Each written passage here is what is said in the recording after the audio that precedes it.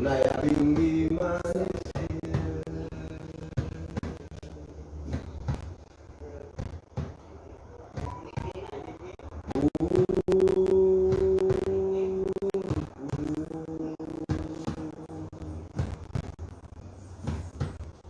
and I giving you the warning.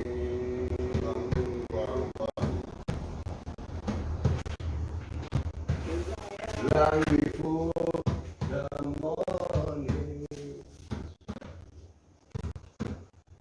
and I hope you are prepared.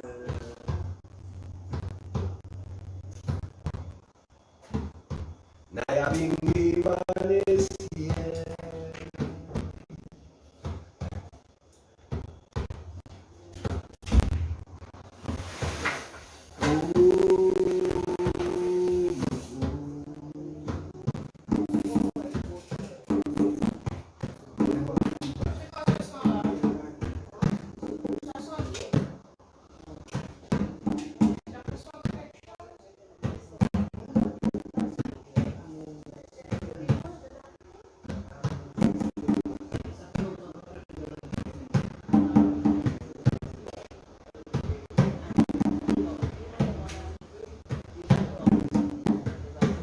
Nayabingi man is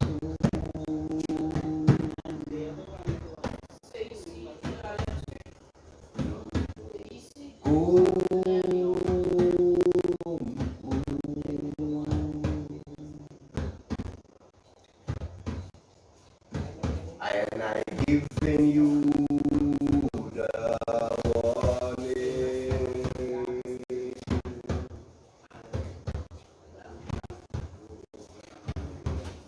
Long before the dawning,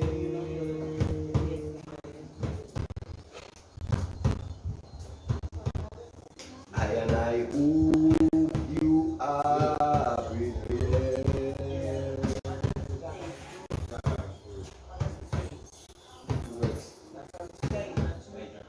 But if you follow politicians, you will never come back. Never come back. You will, if you follow politicians, you will never come back.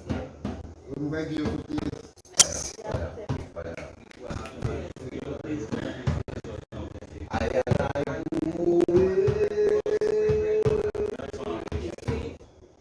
to Africa land.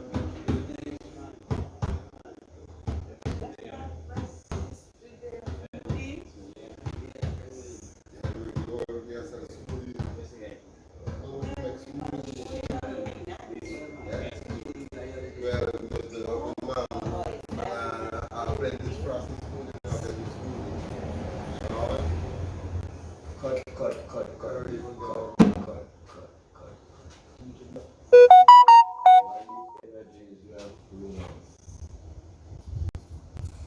Yeah, right.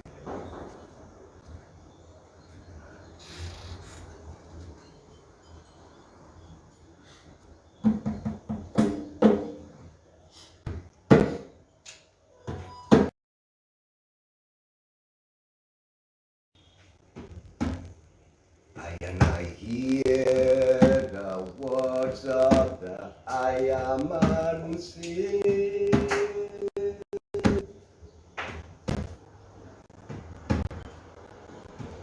Babylon, you should gandong. Babylon, you should gandong.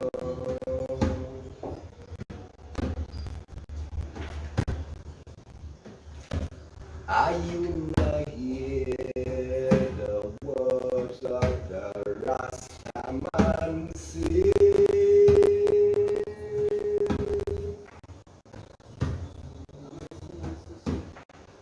Babirang yung chungan yung kandang. Babirang yung chungan. Ayabang one bright morning when this war is over and I yard away.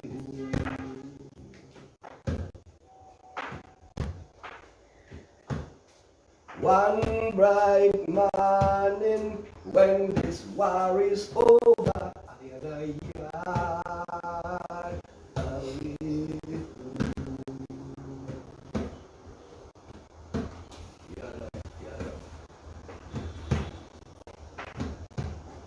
Yard away home to Africa, yard away home. Naya Bingi warriors, one bright morning when this war is over, I yard away. Well, and the joy that dwells within I and I, knowing that I and I conquer Banta.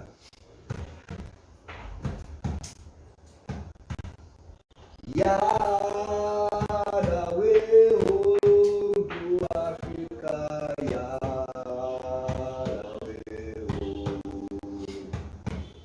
Manava Zion, Manava Addis Ababa.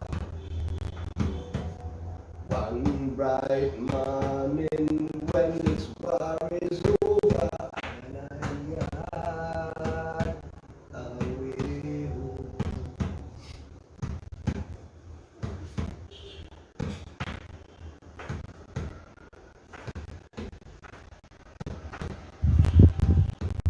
Just a natural mistake.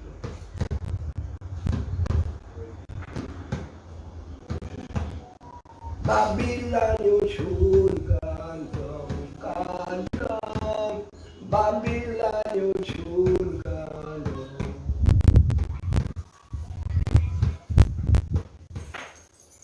I will not hear the words of the Nayaman say.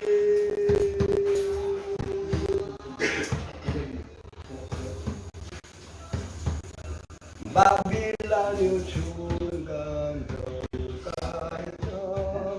Babylon, you should come.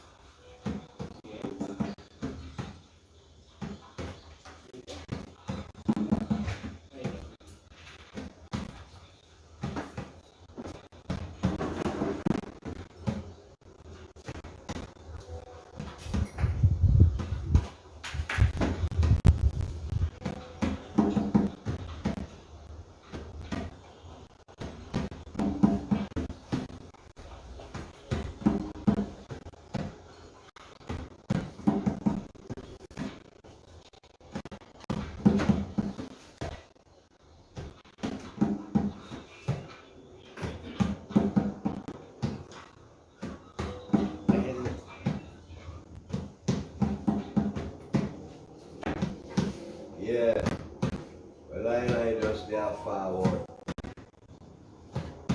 in the roots and culture. I try to come forward on this journey.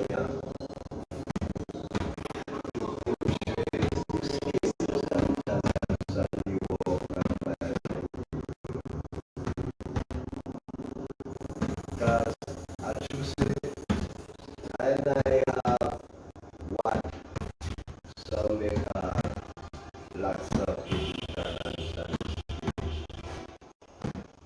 some of them never really see the light of day. So, yeah, Rasta to do something. So I try to create an outlet or avenue so that I people can display what them create. Inside of this dark shop that they call emancipation. Yeah. But what do we show as an emancipation?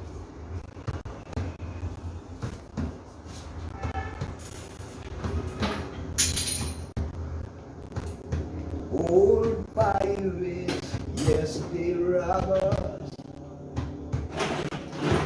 sold us to the merchant ships. Minutes after they choke us in a them dungeons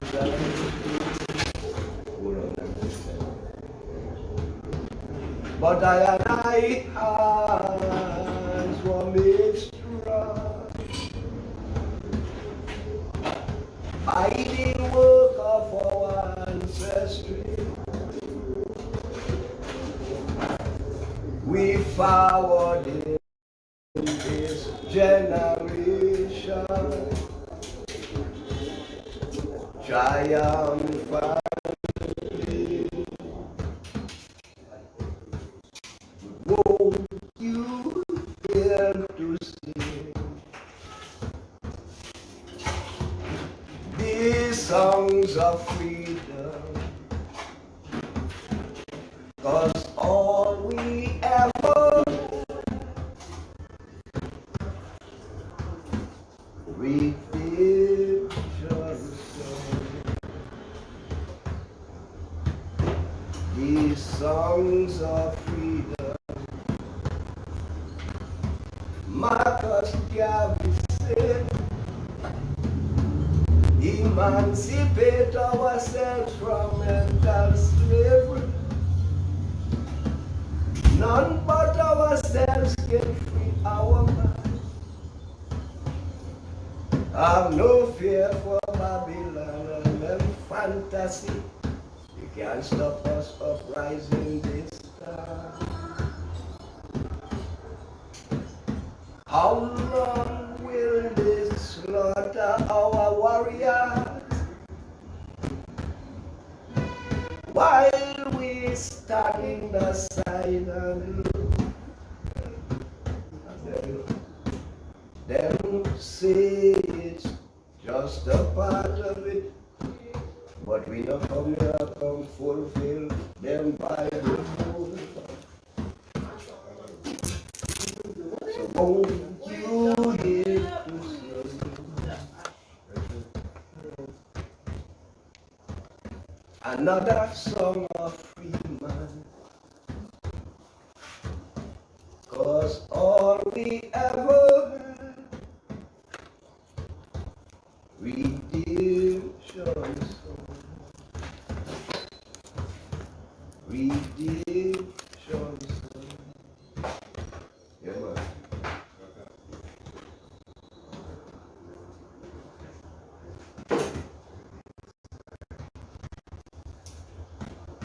Well, simply like everything that one with their food advance, and now everything advance. So I just want you to go there. So with the idea of this thing called emancipation, and then to me, that not really make no sense to me because to me I have no meaning.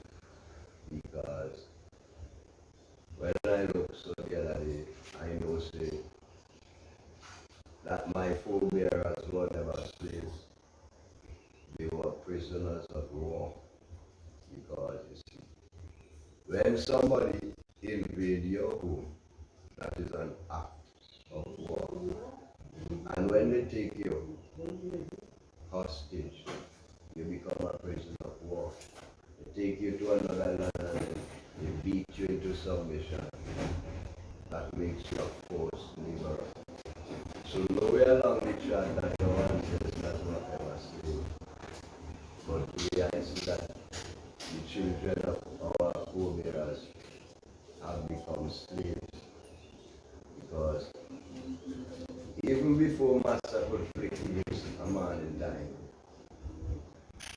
all the way out there, forgetting about our own development to make sure everything set with master.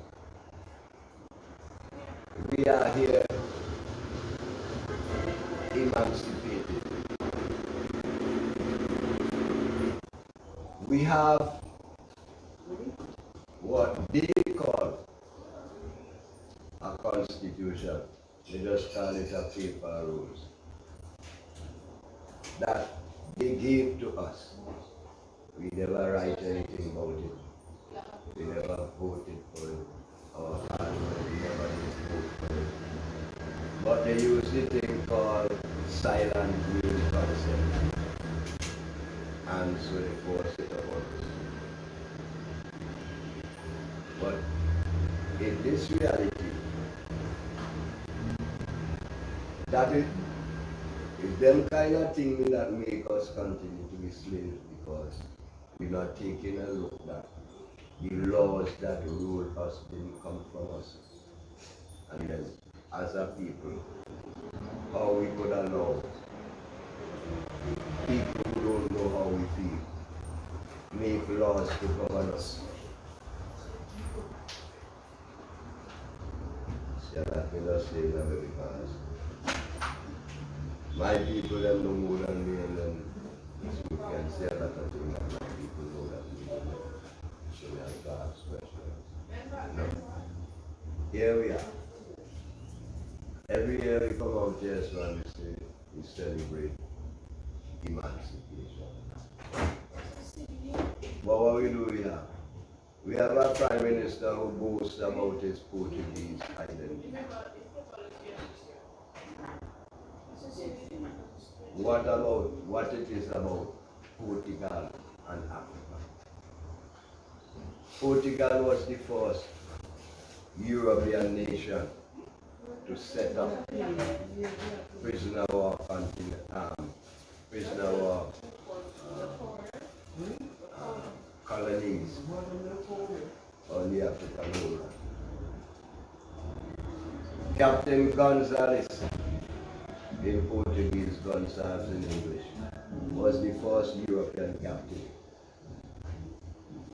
to prisoners of war. And he can boast to say he's the only one to get reparation for us. He never feel our pain. What does he know exactly about us? Was he ever beaten with a weapon in any area in this land? And again, how come he come to own so much of our soil?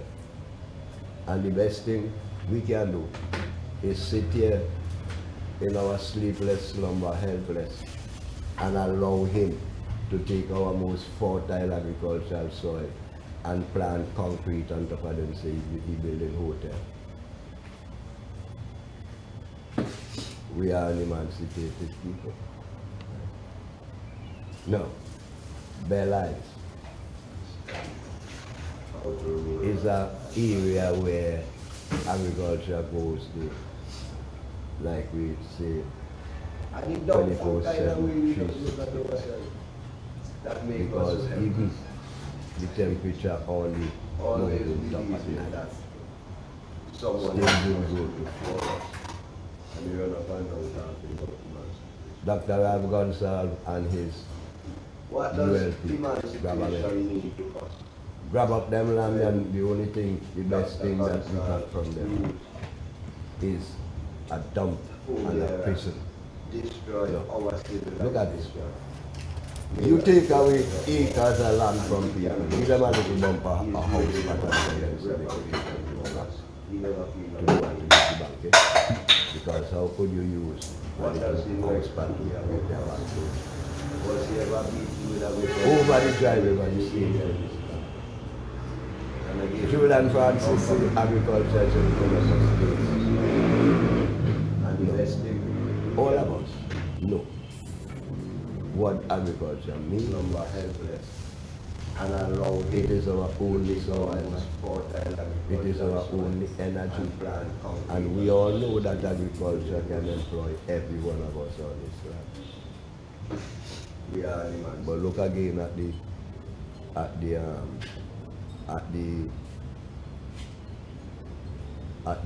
other end again, to fight, to confiscate the lands, to fight against agriculture.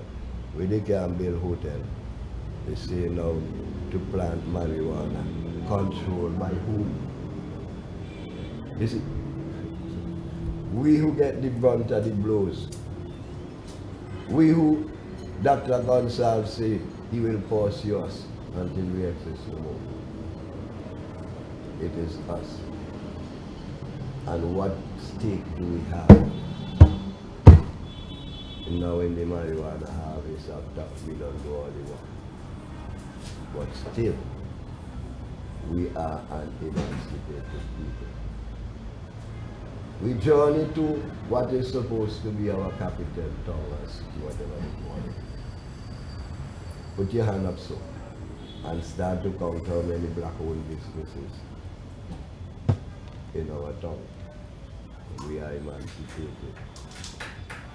I've been trying to find out over the years, what does it mean? We managed to set up a lie called Indigenous Bank, which really is alright, but then we could have said, I've been trying to find out over the years. ULP regime, the man who boasts to be a Portuguese. He got rid of that. Destruction in building and road.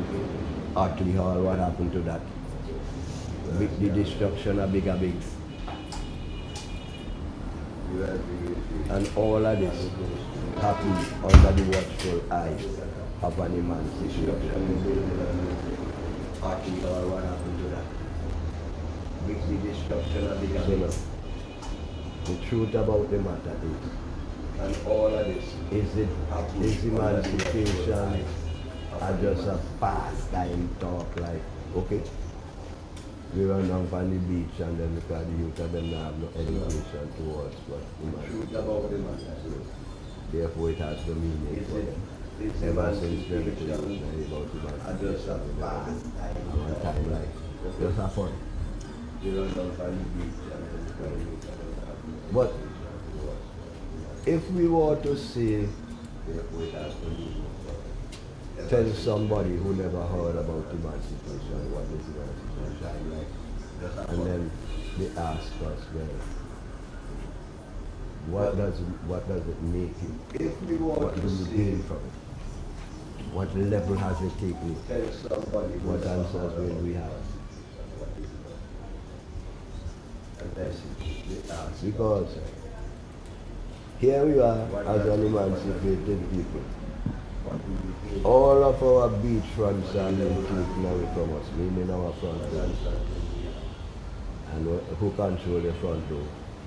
Control what goes in and out of your house. Here we are as an emancipated people. We have all kinds of problems because are being taken away from us, meaning our front doors. So, still, I might not get lost.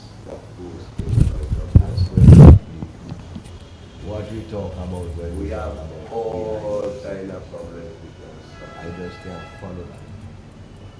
Now, so, still, I might not get lost.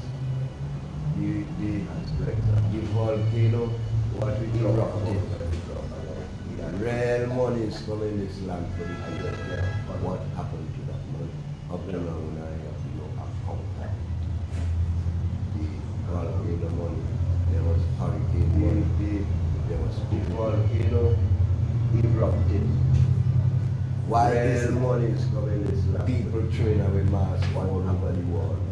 Up to now, and they disobeyed even by taking their government into vaccine power. And why is that still happening here? Why do we still have? Why is it Well, I could people train away masks all over the world and we disobey? Why is it still Even by happening? taking their government into all this vaccine power? So And why now we are emancipated people. Why do But how is it? As an emancipated people, we could never come up with a vision for our own. Why is it still To say of our people, to say of our people, this is where we want to go, this is what we are doing, this is who we are as a nation. Still, as an emancipated people? We we could never boast come up with a vision for our our and to say about our being our people, to say about our His Majesty teaches that as a a nation nation still without wealth is a nation without power, respect, and liberty. His Majesty teaches that the ultimate resource of a nation is his people. without wealth. And unless this resource is being harnessed for the benefit of the nation, then the people in line is for his people and cannot make His any Majesty contribution. teaches us that Because no one who is sentinel can do it. the ultimate resource of any nation So therefore, is people. everyone must be And gathered. unless this resource is being harnessed for the benefit of the nation, And how do we then the achieve people in it? line is for his people and cannot make Men and people of desperate Because faith no one get is that for for a common cause. So therefore, And so, everyone when will we be do that, gathered. we seize upon areas And how do we of achieve that? agreement and act. Now,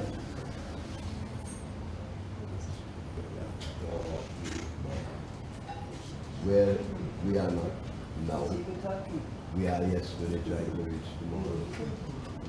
Seize upon As an areas emancipated people, of agreement and act.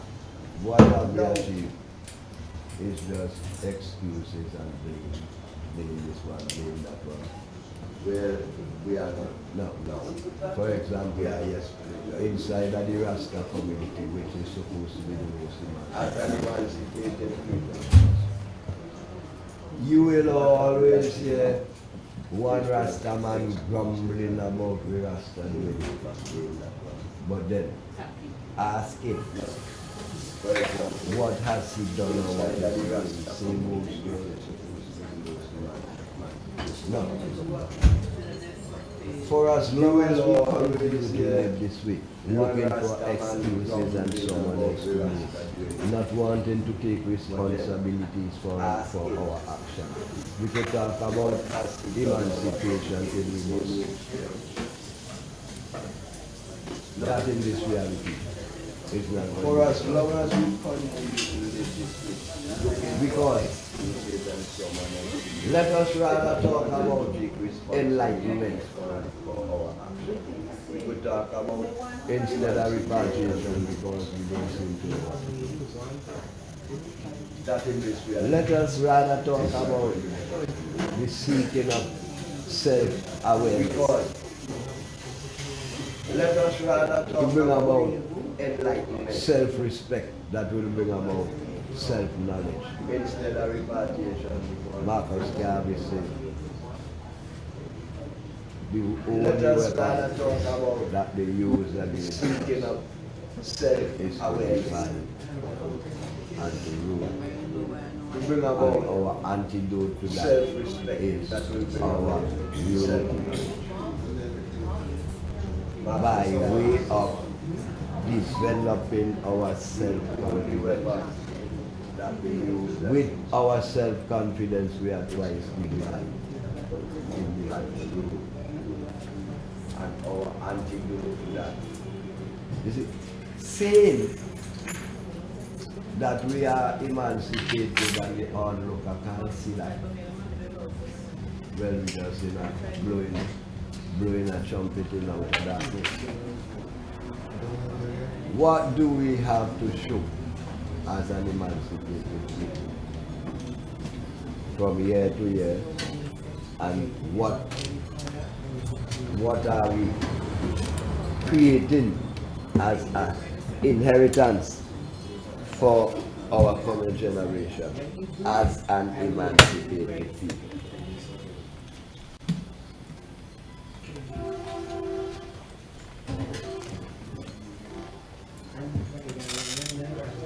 But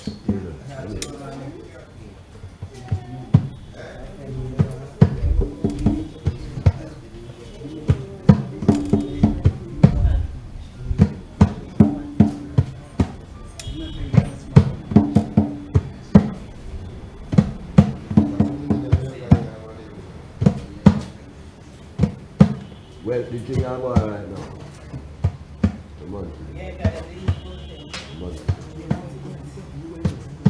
No, the thing I'm on right now. Remember,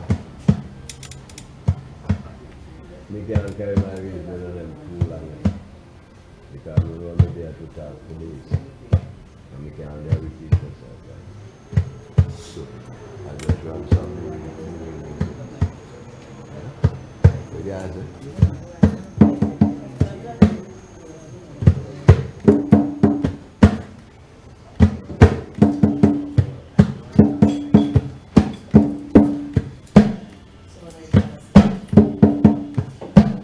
Yeah. So right now we have some food. I tell Carol to stop. Randy.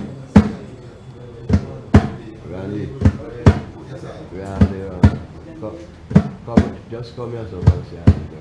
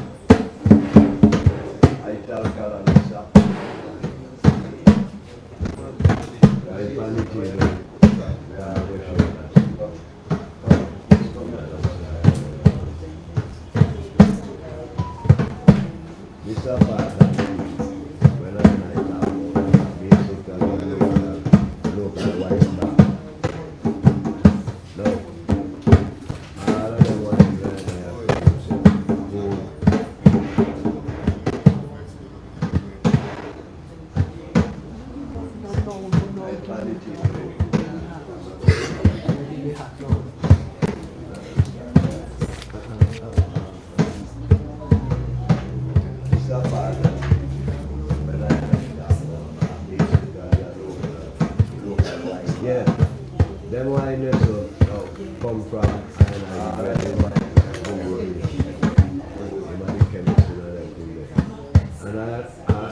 have a whole, well, a wide variety of them wine there. And I bring them much today. But should the session in the next 2 days see more than can we go on forward. Because that's a part of we is a thing that I would have loved to have here today. We kind of the production and I have tried out from but the thing is that I don't get it. It's like a whole chocolate session. I would have loved to have some production.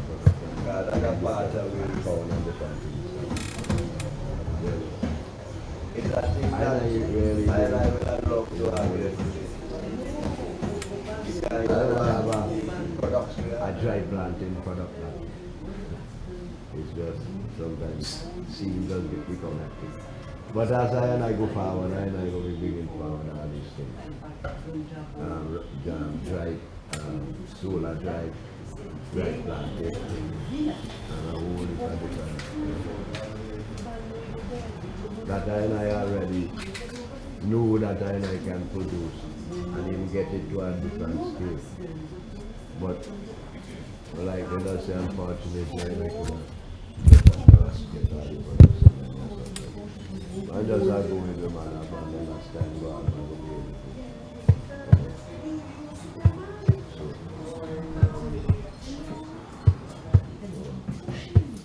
Some different variety of wine come out. That one is one.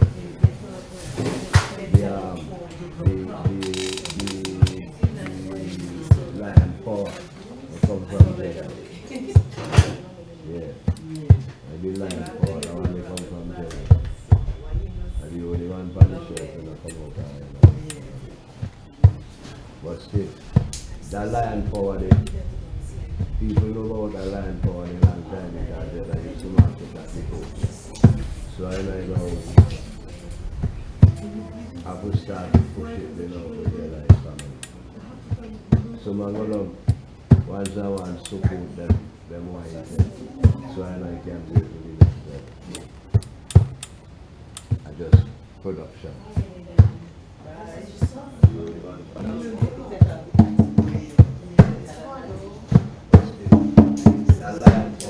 If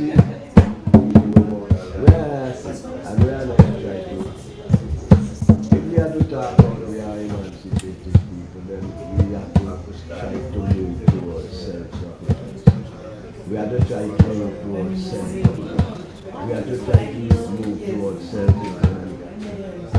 You know, if we have to talk about being indigenous, it just can't be just a word. It has to be another level. It has to be a development. You know, as we go. No. If we have to talk about the island, we have to try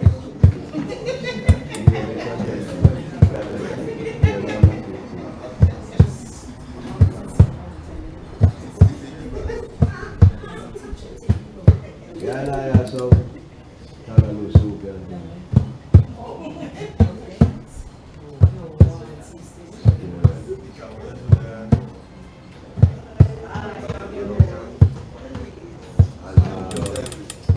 Marvin, no.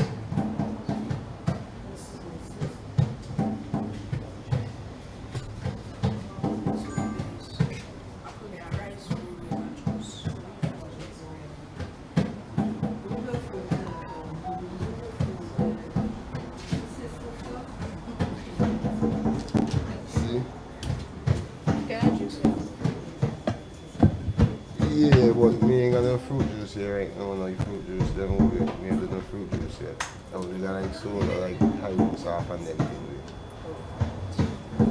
That will work? Yeah, we have to. I go check and see with it. I need that food for you, right? Don't open it yet. Okay. After we are rice, we will not juice.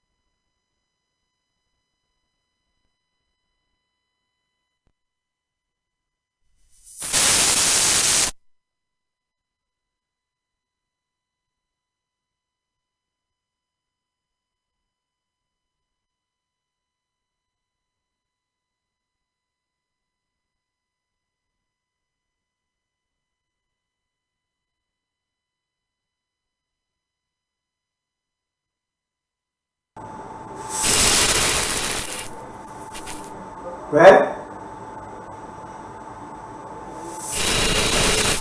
our gracious and merciful Father, we truly give you thanks, O God, for yet another day, another moment of another opportunity that we have been truly blessed of the Lord and been highly favored this morning. Father, we thank you for this lovely day. We thank you for this lovely morning that we are here alive and well and on the land of the living. And so, Father, I'm grateful again and I'm thankful to be alive. And I know that my brother, my sister are thankful to be alive and well and on the land of the living. Father, we thank you and we praise you and we bless you this morning. Even as I stand here this morning, oh God, and doing this prayer on behalf of, oh God, my brother, oh God, who are having this program, oh God, this emancipation program for this weekend, Lord. Father, in Jesus' name, I pray and ask for your blessings. I ask, oh God, that your presence and your direction, your wisdom, your knowledge and understanding, oh God, will be upon them. Father, whatever they do, whatever they say, oh God, that it will bring honor and glory to your mighty name. Pray for all those who are participating in this activity, oh God.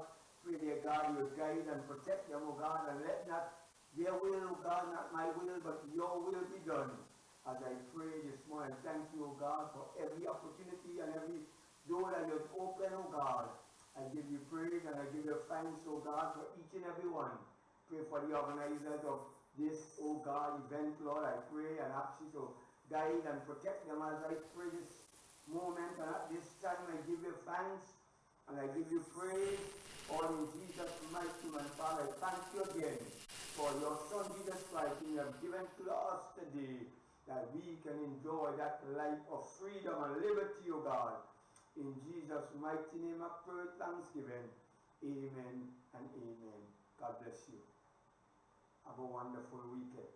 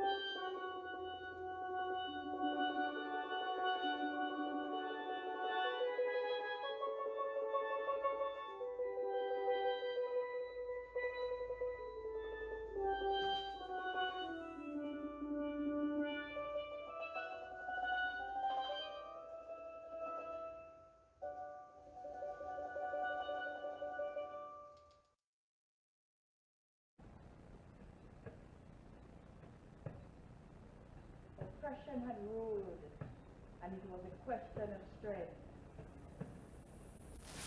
Displacement of the poor, their wails of pain seemed never ending.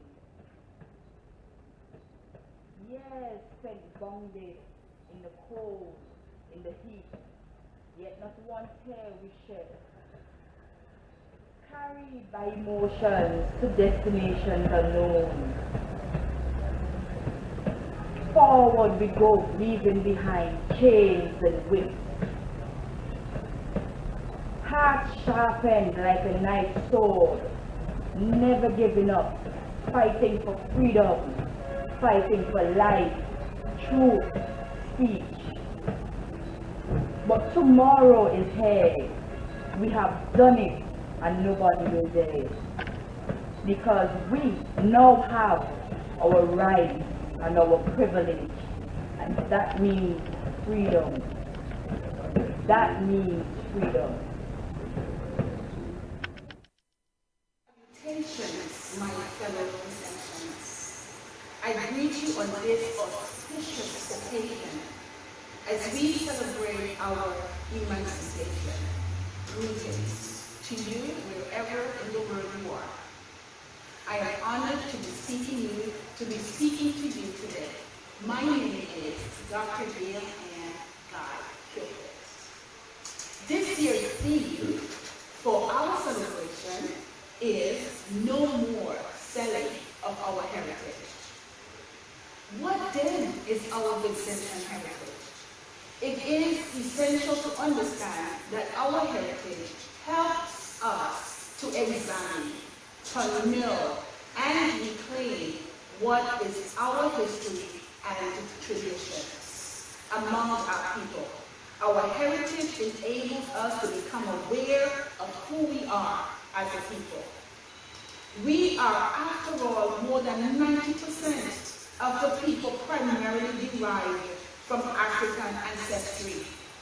We are the descendants of enslaved Africans who were brought to the islands forcefully. The islands that was called Haruna. Our heritage helps us to analyze why we are the way we are and where we would like to be within the successive phases of our development. Our heritage is the key to our historical and cultural legacy and how important these are to us. We, the people, are shaped within the context of our political, spiritual, social, and cultural economy, our role in our society, the entrepreneurial spirit that rules our people, the worldview and the worldview we continue to hold dear to our hearts. We, the people, cannot afford to sell our heritage because in doing so, we sell our very own soul and what makes us uniquely Vincentians. Each year, since this memorial, Emancipation Day was enacted on August 1st, 1834. St. Vincent and the Grenadines, as part of the Anglophone Caribbean nations, celebrated the abolition of slavery in the British Empire and the 1838 eradication of forced labor. In addition, we continue to hear of the tremendous efforts made by humanitarians like William Wilberforce, Henry Brougham, Granville Sharp, and others. Was it not Wilberforce who argued it would be wrong to emancipate the enslaved people, to grant them freedom immediately? To grant them freedom immediately would ensure not only their master's ruin, but their own. Therefore, they must first be trained and educated for freedom. As many should reflect, the question was whether such training and education for freedom came from the same enslavers.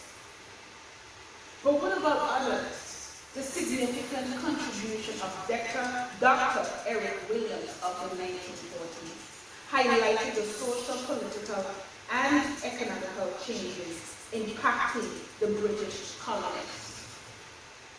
One could argue that the decline of the British West Indian sugar industry may have set the stage for humanitarians, so-called, to have gained such prominence at the time.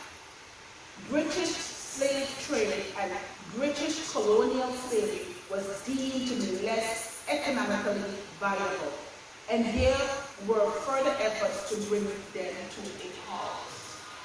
The question must be considered: what were the efforts that our enslaved ancestors engaged in to abolish the system of slavery of which they were forced to be a part of? I believe that emancipation was a reality that led every person of color to the realization that everyone was to be treated fairly, with human dignity and respect. 188 years have passed. With each passing year, attempts are made by successive generations to understand and interpret the whole meaning and appreciation of emancipation. Succeeding generations of the mixing that are mainly African and our formerly enslaved ancestors must grapple with the dawning of manufactured wealth and the influence of technology that has reshaped the plantation economy of our island. From the days of the sugar estate, banana plantation, sea island and cotton, from the days of the sugarcane estate, banana plantation, sea island cotton, and the arrowroot industry, generations of Vincentians cannot deny that there was a monumental past.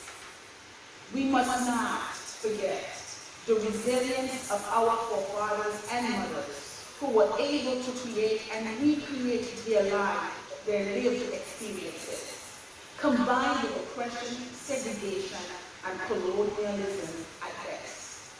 We must not forget what it meant to call for their freedom and fight against injustices, enslavement, and human rights violations to maintain the reality of what they had to call real life.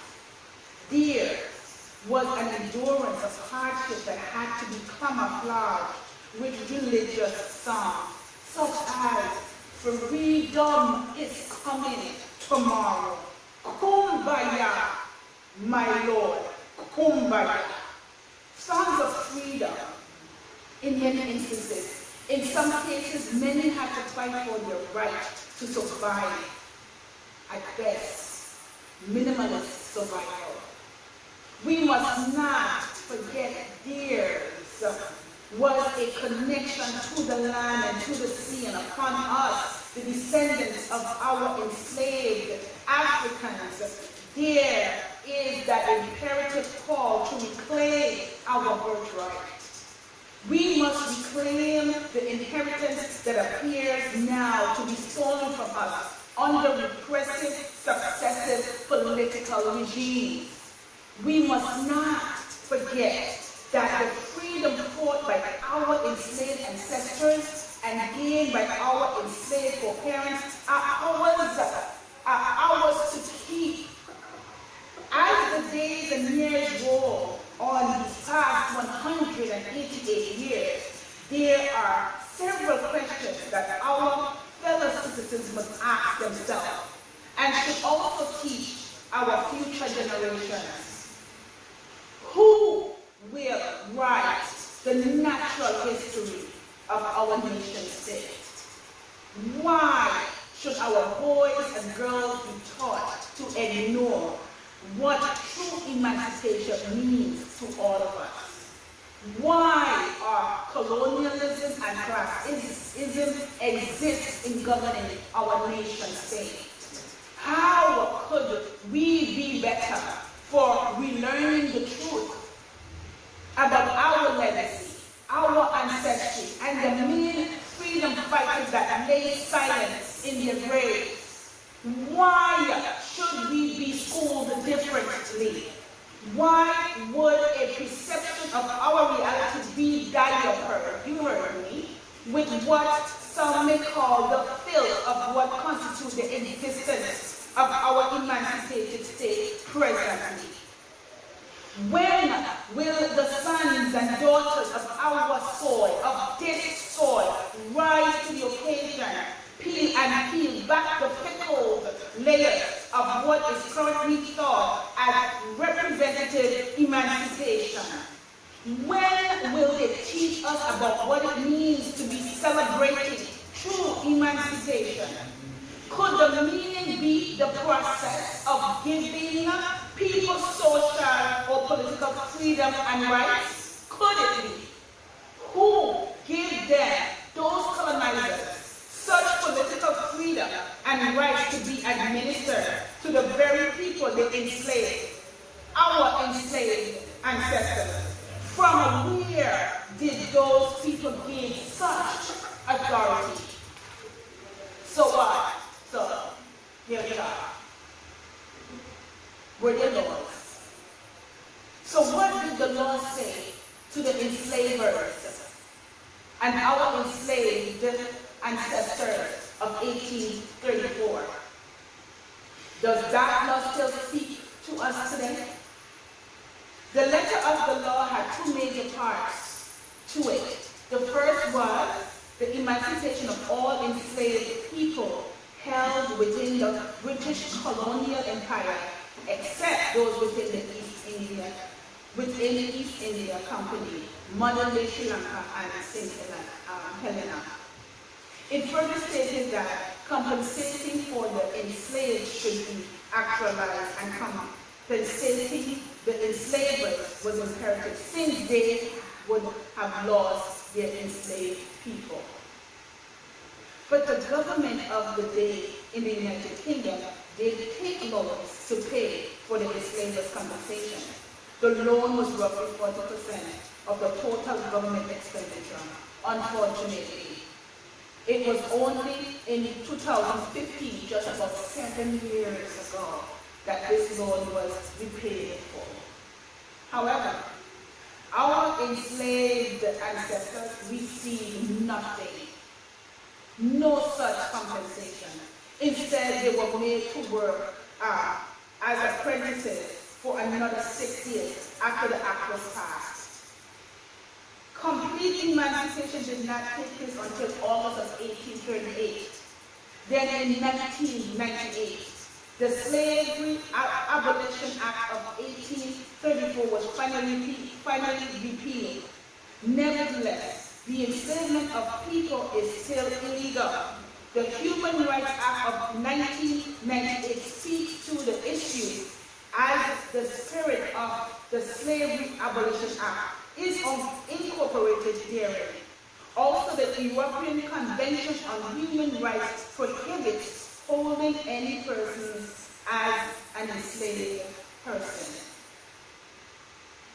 There is a call for the spirit of the law and the letter of the law to become operational even today. Therefore, we join with others across the Anglophone Caribbean in calling for reparation. We, the people, further the call for equal rights and justice for all. It is regrettable that the letter of the law and the spirit of the law and the Abolition Act of 1834 remains distressing to this day. When will former enslavers do more than reading the words of the law? To follow the spirit of the law means to enact the intent behind the law. Actions speak louder than words. Emancipation is more than what others want us to believe. Emancipation means nothing if it does not address the issue that touches our lives. Freedom and economic stability. We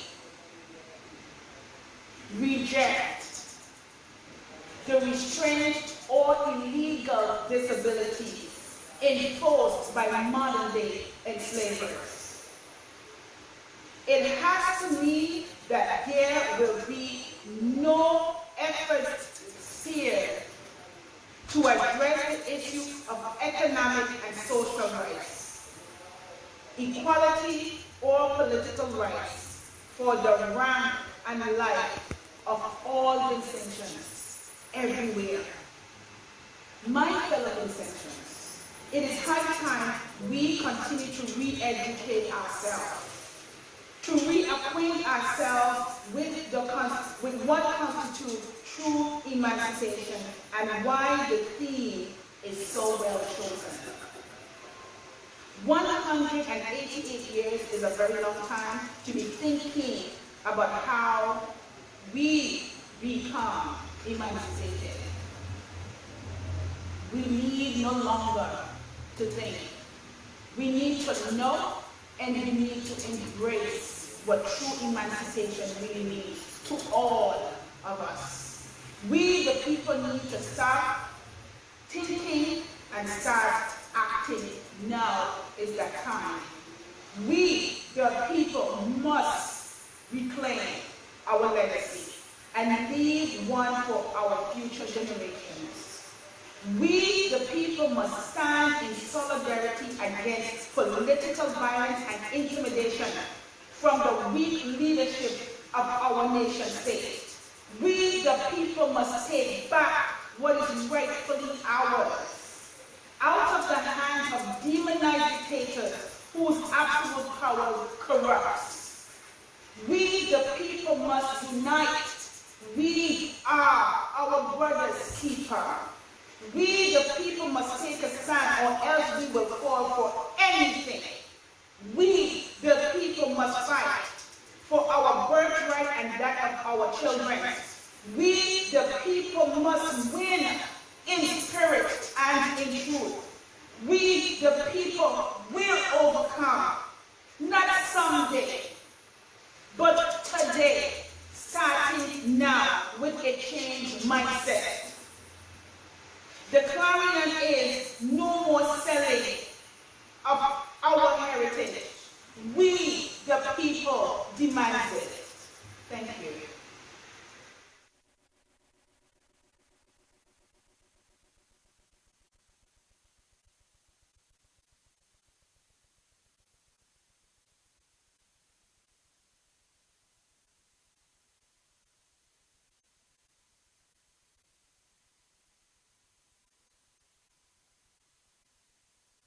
www.bayhillnews.net is the parent body of Bay Hill News Network. We do Facebook Live for church service, funeral service, lecture, sporting activity. For more, contact at bayhillnewsnetwork@gmail.com or call 1784-529-8340.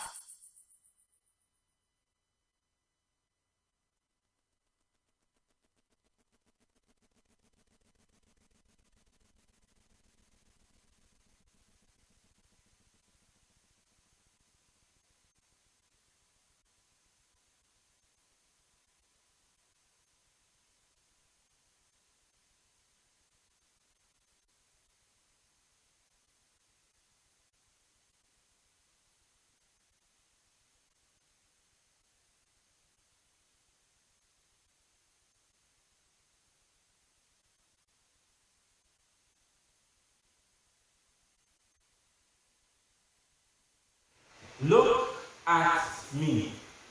Look at me. The pain in my eyes that makes me want to cry, the stress I went through just trying to survive the abuse I endured, just to be assured. Freedom? Yes, freedom. The injustice that was given to all blacks that were not forgiven, the mistreatment and the hard time just made them think otherwise. The peace that was never found and the judgment that was always around, just to be reminded that they were black without meaning. You are slaves, that's what they said. Slaves without a thought in their head. Slaves, do you hear what they call us? S-L-A-V-E-S. Slaves, and that's not the end. The ships they were brought in as slaves, they were working for little to nothing, just to sustain their well-being, bound in chains and shackles for speaking their mother's cries in pain. To be free you were born, that's what she said. Yet the masters just laughed and shook their head. No sign of redemption, no peace, only persecution, no hope, only destruction, no life, only starvation, no judgment, only injustice, no comfort, only discomfort, no true leaders, only slave masters that told them that they were only bastards.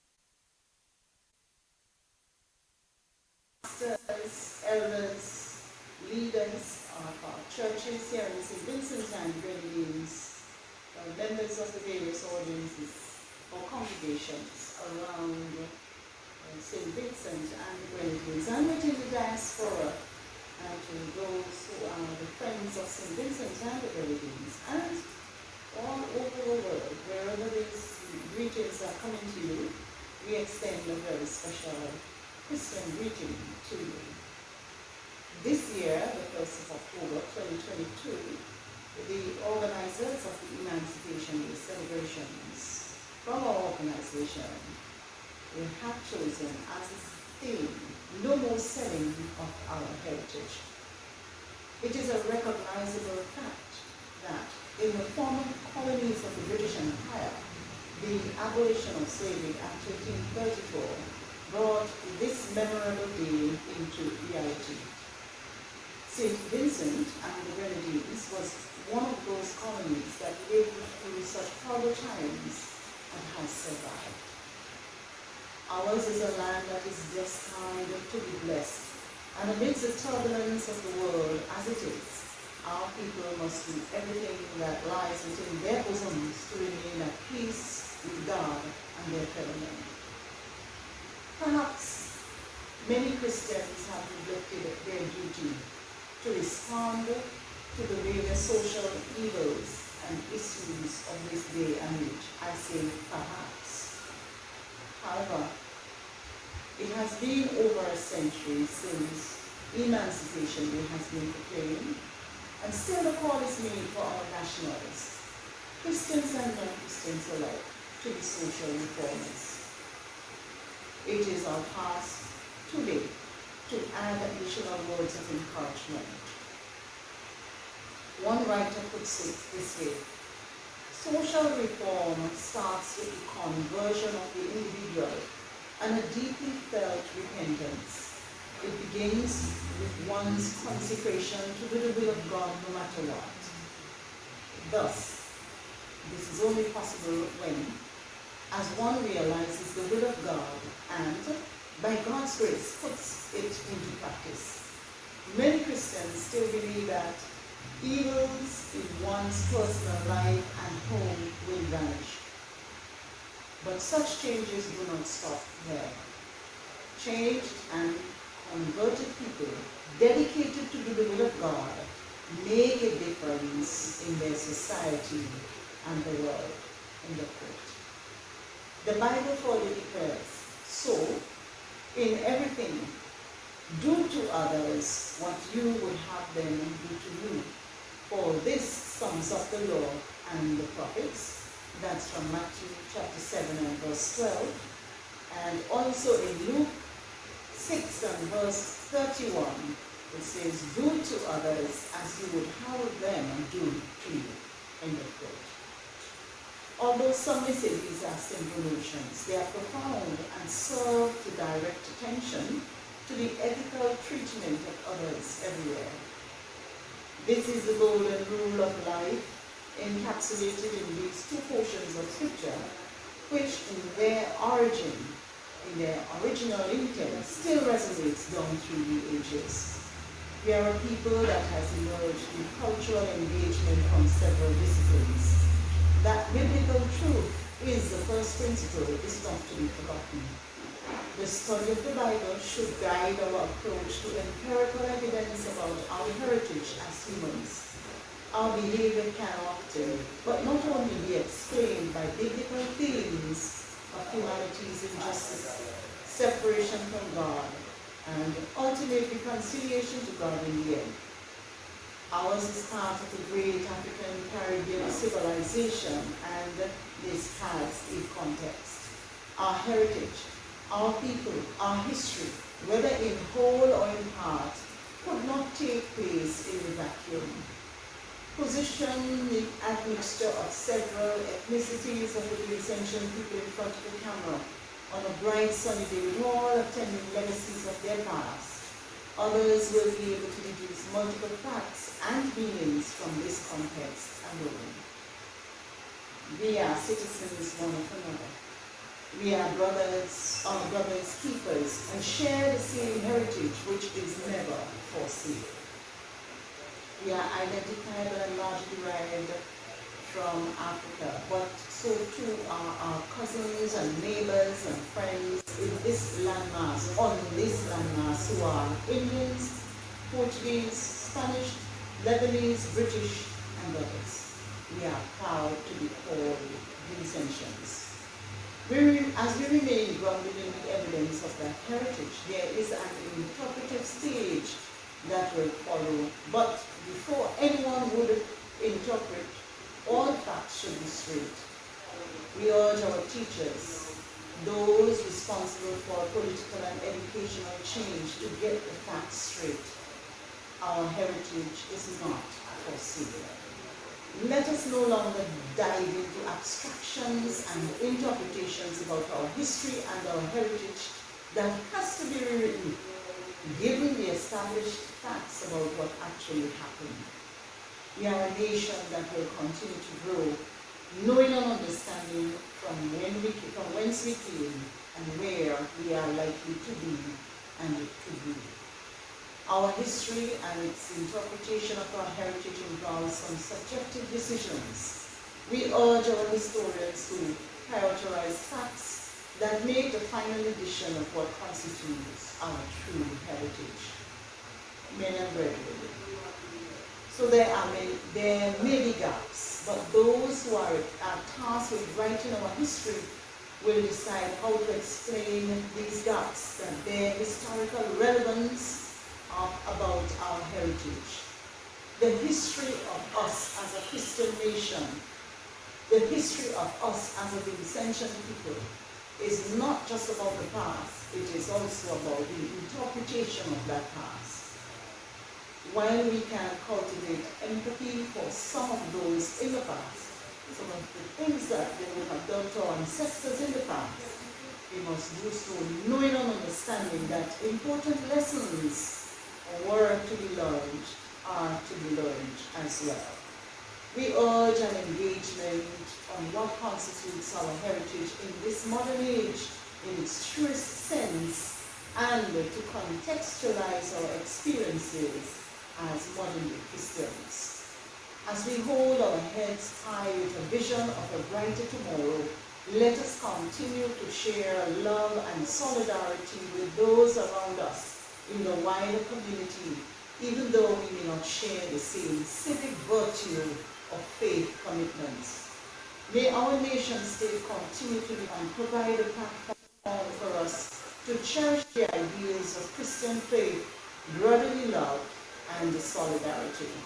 There is coming a time when humanity will cease to exist as we know it, but till then, let us continue to cherish the thought of being our brothers' keepers. Blessed Emancipation Day celebrations to you, my brothers and sisters in Christ. Yours truly, Sister Doris Charles.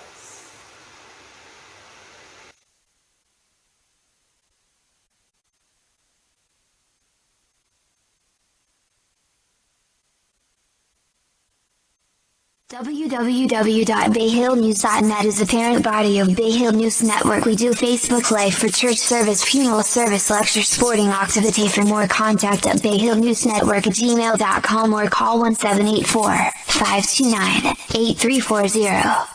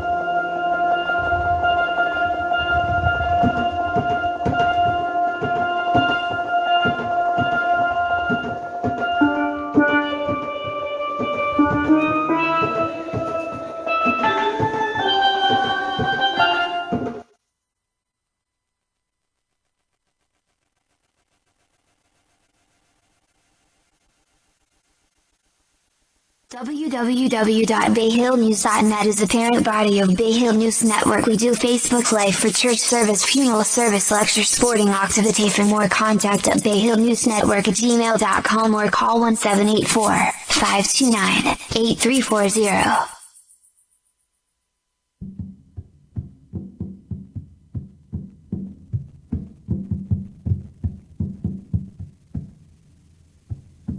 Cocoa tea and bread, wine and sports bar, in collaboration with Bay Hill News Network and bayhillnews.net, presents its first Emancipation Day celebrations under the theme "No More Selling Out of Our Heritage" at their location in Beachmont next to Sono SVG. It will be a packed weekend of drumming and cultural performances from the Rastafarian and various speakers from Vincentians around the world. See attachments on our page for a rundown of the weekend's program. Come, let's celebrate Emancipation Day weekend together.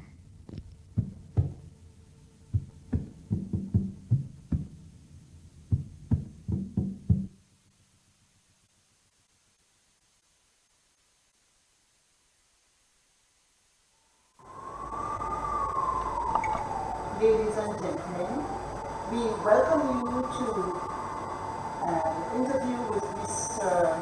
Shafiq Sam from the Ministry of Foreign Affairs and Foreign Trade.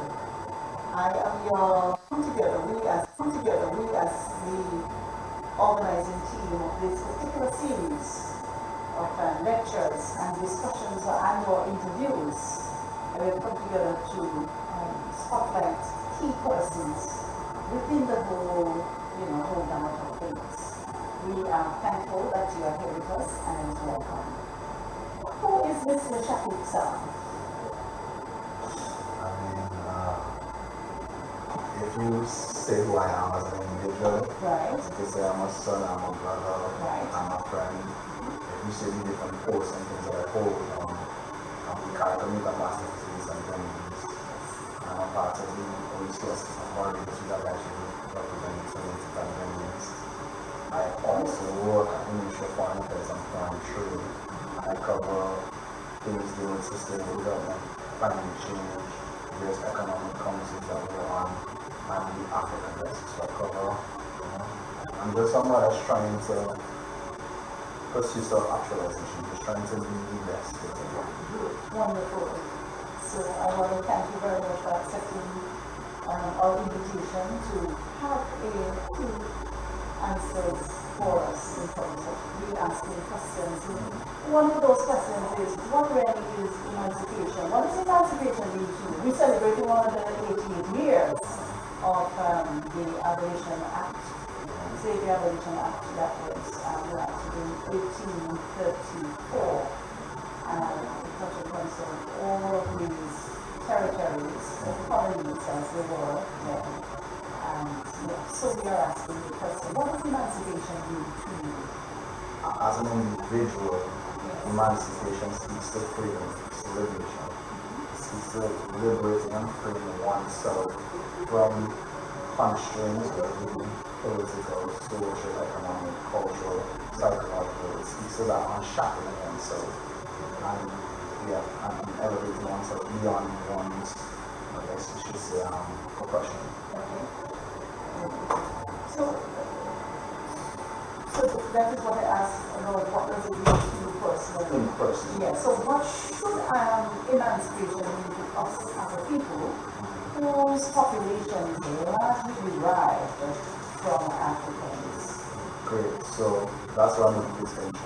So as persons of African descent, emancipation has a more tangible and historical meaning.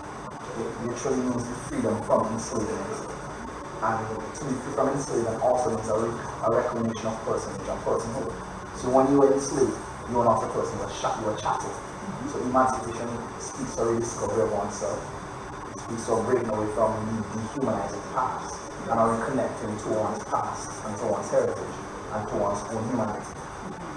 Okay. So in terms of this is 100 plus years, a century plus. How would you say that we, as a century people, how would you say that we have progressed as descendants of those enslaved ancestors? I think we've progressed substantially. I remember at 17 years of age, I was at the Global Young Leaders Conference, and I was speaking to a South African lady, and she said, you know, we in Africa and the islanders, as she referred to, and the Trinidad and Barbadians, we have an advantage over Americans in the sense that we see persons of African descent that look like you and I in various positions. We see black doctors, persons of African descent, in businessmen, in politicians, every spectrum of society. Whilst in our place like America, you have those psychological limitations. I think we've done great in all realms of the government. As an independent citizen, though, we've had 180 years of emancipation, unlike, you know, Angola or other British territory that choose sovereignty as a state. So that's on the political realm. On the socio-cultural realm, we've contributed to music and arts. The intention music has been played all over the world. On a political realm, similarly, we were at the United Nations Security Council. We have played a great leadership role within the region, and so we make our mark as persons of African descent because we've achieved all these other things. If you go to start speaking, Primoz was the first black captain, and I think it was the US Navy. So we've had various contributions in various forms that we should be proud of, especially coming from a position where you were told you were shattered, you were nothing, and to come full circle and to constantly pursue being a person, and pursue pushing yourself and pushing the boundaries. Okay, thank you very much for that.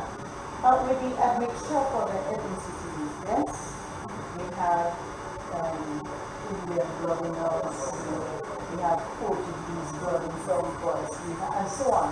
And our population has demonstrated or has been looked at as having an amalgam of talent and creativity.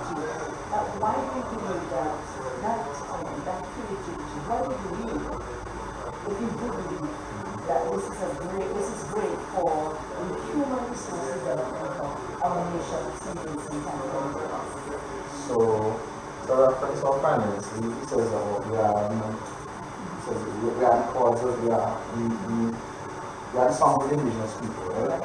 We are the of Africa, Europe. Yes. That is we are the cause of Asia. That is the intention, because we are now going to do this features. Right. Now, I'll give a perfect example, something that people don't think about. Yes. We refer to the Irish potato as the Irish potato. Yes. But the Irish potato originates in the Americas. Well, there we go. Chocolate. Yes. One likes chocolate in the Cadbury. Okay. John Cadbury, who refined the process of making the solid chocolate bar, was British, but the cocoa bean is in America. Right. Pizza. Tomatoes are from, you think about pizza, you think about Italy, yes. but tomatoes are from the Americas. Okay. What we have is an ascendance from inception or from European contact has been an admixture. When the French and the British looked upon symbolism in the 17th century, symbolism already had two distinct communities. One of, the yellow Caribbean was the yellow Caribbean and the black Caribbean. So we already had two distinct ethnic groups. So we already had we already had a mixture of African and indigenous, and then European, and then Indian. And what it allows for, the varying contributing factors of the different people groups. And so there's something that you call collective learning, and we benefit from that. If you look at our culture, if you look at our language, if you look at our food, it is not purely derived from Africa, it's not purely derived from Europe, it's an amalgam of these different influences. And so what that allows is for something new to be created, something that never once existed. And I think that is where we stand to benefit from nations that are homogeneous or that have one large single ethnic group. They may not benefit from that, multiplicity of heritages. And I think where St. Vincent truly benefits is that we have those various influences without a lot of stigma and infighting that may occur when you have more racial diverse groups. So it really allows for diversity, innovation, drawing from multiple influences. But in cases in without necessarily the case of a lot of competition. Thank you very much for that. The theme for this year that was chosen by the organization that I represent is no more selling of our heritage. In your opinion, why would you say that this is appropriate or inappropriate? I would say that it is appropriate, but we have to fully flesh out the nuance of heritage and how we treat our heritage. And so, what I often say to a lot of intentions is that we mirror the colonial relationship with land, resources, and one another in the post-colonial society. What is that to say? We mirror have an extractionary relationship with land, people, and resources, even though we are not in a colonial orientation. And so, our heritage, what is our birthright? Our birthright speaks to the land, even though in a pure sense, the persons of the most entitled to land are the indigenous peoples. And I feel like we have to acknowledge them, but in the context of emancipation, so those folks are African, so our land, the land, that the intentions are born into, which comes with its own issues and such and so forth. For example, in 1935, more than 70% of the land was in less than 10 landowners. And so yes, over time, we've distributed land throughout the island, but we still feel that property and certain properties are owned by certain individuals, and pristine property is not even owned by the intentions. And another comment that is to give the intentions a stake in the development of the island. So if you look at the land as heritage, do I have a stake in tourism development, not just arbitrarily, but within the company and within the corporations? Right? Do I have a stake in the infrastructure development? I don't believe in selling the heritage of the land, but also the culture, the gastronomy, how we eat, the music, how we dance. Now, I'm not familiar with the orange economy and creative arts and culture. That is allowing for persons to live and come and enjoy the intention experience. That, however, should not be in an extractionary manner whereby you take them and you sell it out. And so, I do not believe in any way, shape, or form in selling out our heritage, whether it be land, our resources, our culture. However, I do believe in using our culture, our land, and our resources for sustainable development in a way that people can be proud of. So, for example, when people go by the riverside and catch fish, you have sustainable tourism. You can come and visit that. When you see baskets in different communities, if you go over the river and see somebody making bamboo, these are parts of our cultural heritage. It's not to be sold, it's to be partaken in, it's to be participated in, it's to be respected. As opposed to something extractional where you have persons, working within the tourism sector, but then not even consider senior work, because they can't even afford to visit. Or you have large portions of the land that the locals can't access. Or you have different forms of local produce being sold at the expense of the local consumers. So, for example, certain fish that the locals can't access. And so, at no point do I believe in selling of the land of our heritage, I should say, but we should use our heritage for sustainable development. You told me some time ago, I think it was previous to us coming together in this forum, that you followed the thematic areas like climate change and so on, and that you had a stint as a researcher or research officer, and your focus was in Africa. Are there any words of encouragement to our nation as we focus on development going forward? Any words of encouragement? You're seeing these issues. What exactly? Words of encouragement. What would you say? I will echo my previous sentiments. Yes. Emancipation speaks to a common home. It speaks to a recognition of the past. For a lot of instances, we identify with being phenotypically of African descent. We identify with black. Of course. Yeah. Where does that black? right? We often just localize it to singles and venues, but that predated our occupation here. And so what I would encourage in this sentence is to reconnect with one's African heritage, with one's African roots, and that also includes getting to know persons of African descent from Africa itself, Africans, familiarize ourselves with culture. People interaction is an easy way of learning. If we are able to see Africans as an extension of ourselves, then that allows for smoother integration. So if I meet a Ghanaian in the road or a Nigerian or South African, my ability to embrace them as a part of my broader community, as an Italian from Argentina would embrace an Italian from Sicily. And so it's that sense of camaraderie.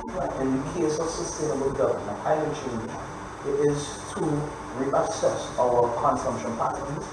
We in the development world, we've always been relatively sustainable, but we don't really think about it.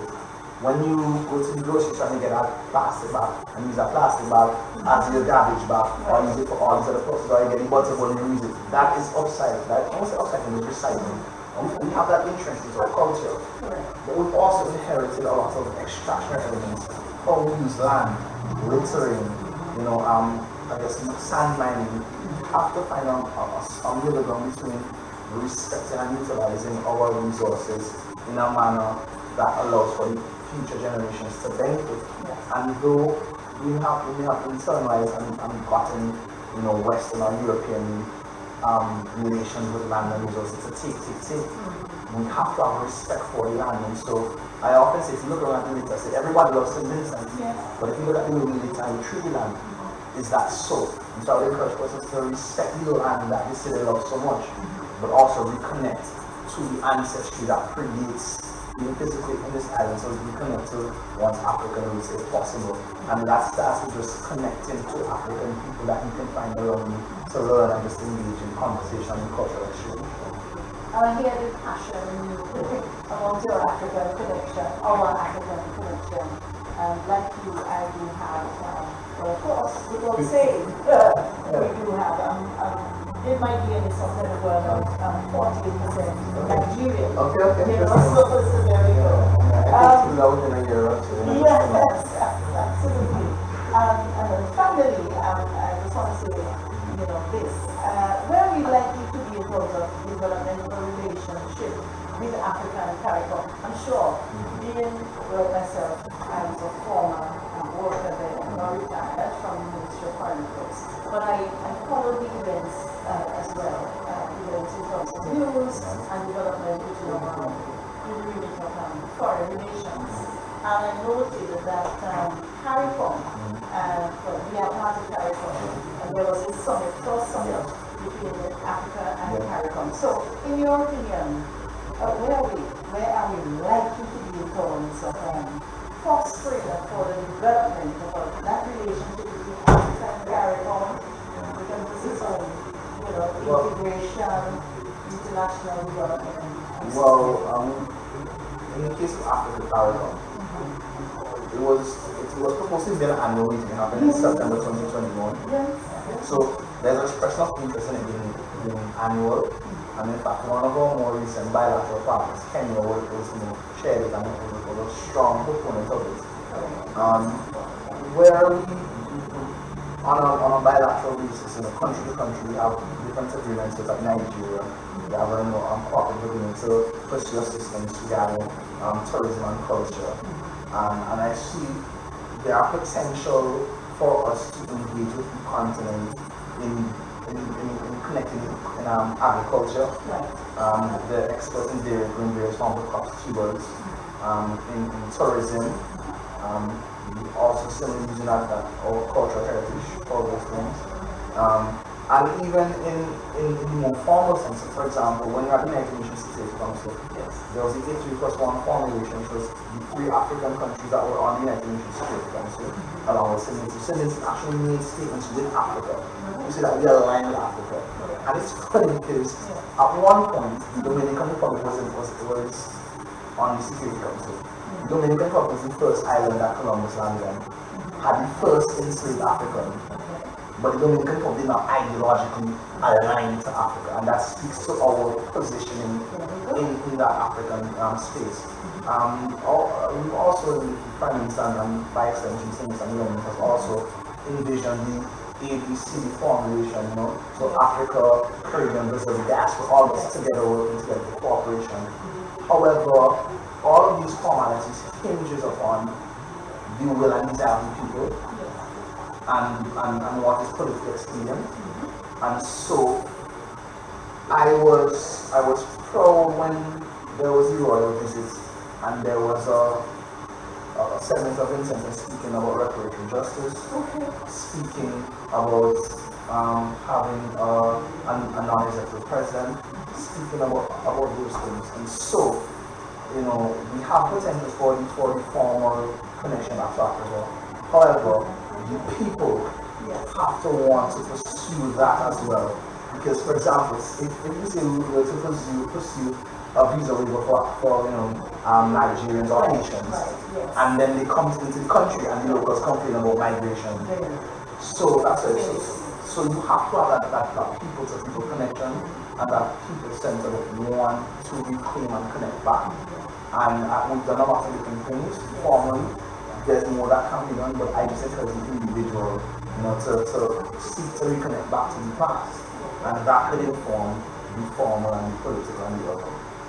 So although I'm going to turn this last question, because there are so many points that you have thrown out there that could at least hold on their own specific, discussions. What would you say to those persons who are not actually of African descent, who they listening to this particular interview, who they say, okay, right. So those folks there, not necessarily interested in us. We should take a ship and go back where we are. No, you see, that's funny because first and foremost, even though you may not look like you're African descent, does not mean you're not of African descent. I'm sure I'm of European descent, even though my phenotype expresses otherwise. So you may be of African descent and may not look like it. That's the first thing. Secondly, it is not to express an insularity or xenophobia because, as we said before, we're an amalgam. We all make up the society. When persons were enslaved, were also working with other persons in different conditions. And we've all come to know this country.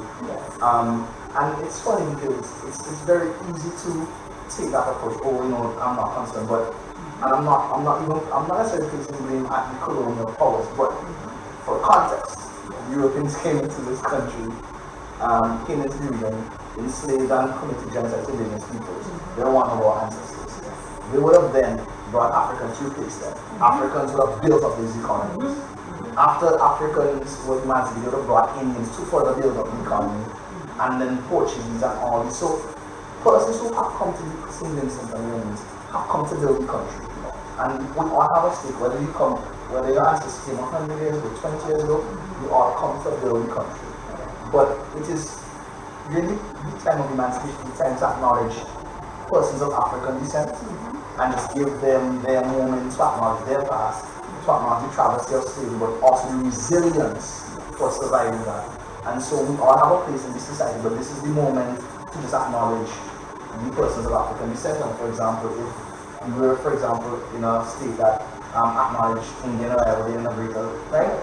It is our time to then stand in solidarity with the person of Indian descent, and during Independence Day, we as a society stand for the country. And so it's just that moment to say we all build something together, but as a country with majority persons of African descent, this is the moment that we just, stand to acknowledge it, more so than anything else. Alright. So Mr. Shafiq Sam, I just want to say thank you very much for actually helping me to understand a little bit more about your focus as a researcher, as somebody who followed thematic issues like climate change, although we didn't touch on that specifically, but issues about development of people of African descent. You also, first and foremost, I want to say that you made me feel very proud to know that you are a son of the soil. Me, having been retired from the Ministry of Foreign Affairs, that particular ministry holds great memory, I have a lot of memories, good memories from that ministry. And I'm proud to know that St. Vincent Grenadines continues to have persons like yourself who understand these things and who are now able to continue to help us to refocus. And I wish you all the very best as you continue to focus and refocus on your area and to grow and to educate and inform us as citizens. Thanks again for accepting our offer to come and share your knowledge with us and your experience. I would like to say thank you for the opportunity. For years I've been saying we don't do enough to highlight emancipation. Yes. And so now given this opportunity, I thought it more than appropriate and I love that. Thanks again for the opportunity to speak. Thank you. Ladies and gentlemen, we have heard it from our esteemed guest, Mr. Shafik Sam, the Research Officer and the Desk Officer of the Ministry of Foreign Affairs and Foreign Trade. I'm your humble servant, Doris Charles, signing off. Thank you, sir. Goodbye.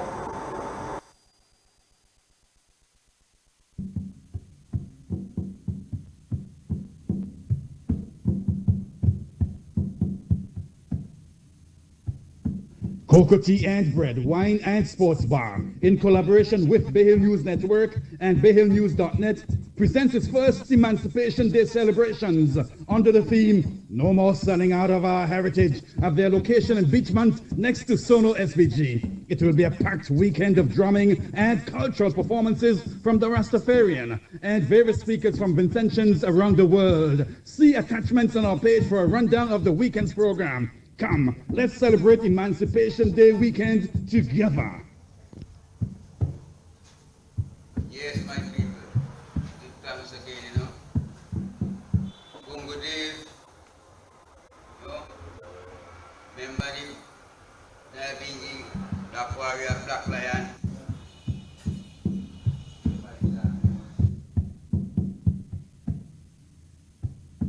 Cocoa Tea and Bread, Wine and Sports Bar, in collaboration with Bay Hill News Network and bayhillnews.net, presents its first Emancipation Day celebrations under the theme, No More Selling Out of Our Heritage, at their location in Beachmont next to Sono SVG. It will be a packed weekend of drumming and cultural performances from the Rastafarian and various speakers from Vincentians around the world. See attachments on our page for a rundown of the weekend's program. Come, let's celebrate Emancipation Day weekend together.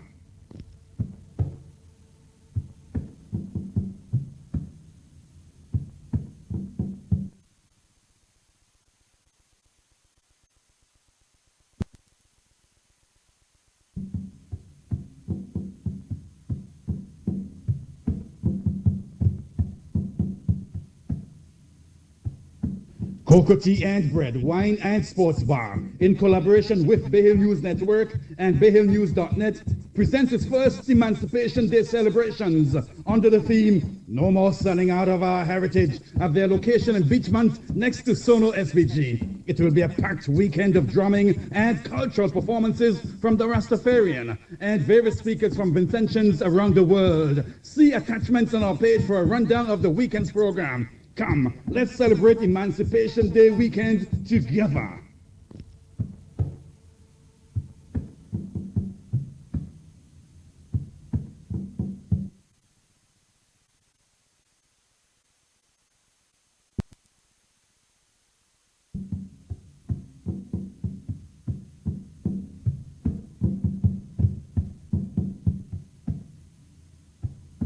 Cocoa Tea and Bread, Wine and Sports Bar, in collaboration with Bay Hill News Network and bayhillnews.net, presents its first Emancipation Day celebrations under the theme, No More Selling Out of Our Heritage, at their location in Beachmont next to Sono SVG. It will be a packed weekend of drumming and cultural performances from the Rastafarian and various speakers from Vincentians around the world. See attachments on our page for a rundown of the weekend's program. Come, let's celebrate Emancipation Day weekend together.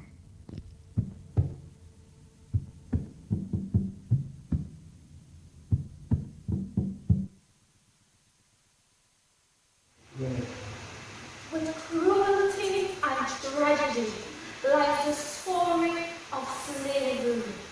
therefore men and women, boy and girl, being black was a plague in the world. We cannot date back to the actual beginning of slavery. It goes back thousands of years beyond the official records in history. It dates back beyond the stories that my great-great-grandmother of another great-great-grandmother has told me. But what remains the same is the cruelty in each story that blacks were treated as if they committed a felony. Enslaved in many different countries, even within their own territories, with marks of abuse left as proof on their bodies. The slave's journey from Africa was nothing but horror. Packed to the ship like sardines, with no space between each other. Left them to spread rapid pathogens, transmitting crippling diseases like smallpox and hay fever. Those wicked and inhumane conditions caused the death of many black men. They were tossed into the sea, all those blacks treated like animals in a filthy pen. Millions of those enslaved Africans were shipped to the Caribbean, forced under the powers of many Europeans, having countries like France and England settle and rule the Caribbean nation. Scorned by the whites, the blacks were forced to work on the plantations. As an inferior race, they were inhumanely worked and brutally beaten. At the bottom of the hierarchy was the plain and raw Negro man, who were overworked, auctioned off, and sold one by one, having no privileges in the land of the black, controlled by a white man. It's time we do ourselves from this mental slavery. It's time we create a new tradition and welcome the real free black man. So we deserve the privilege to be free in our own land and to treat every day like it's emancipation.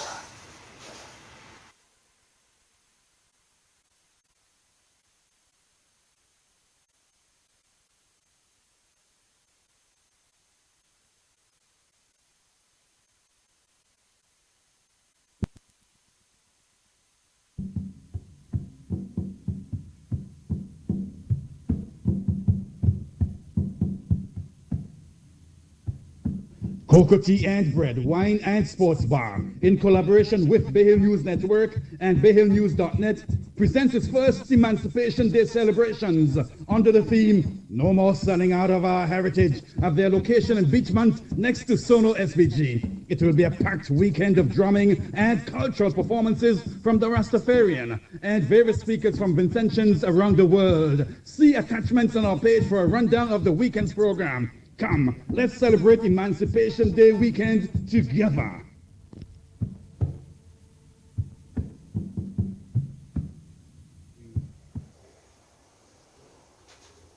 Yes, my people, give thanks again, you know. Bungo Dave, you know. Remember the Nelbingi, Black Warrior, Black Lion. But I really demand do all the wine and I'm gonna take for eating cooked gun bar in a restaurant. You know, we have different, we have the pubs, going at $30, sorry, $60 a bottle, and you have the smaller one, we get 20. You know?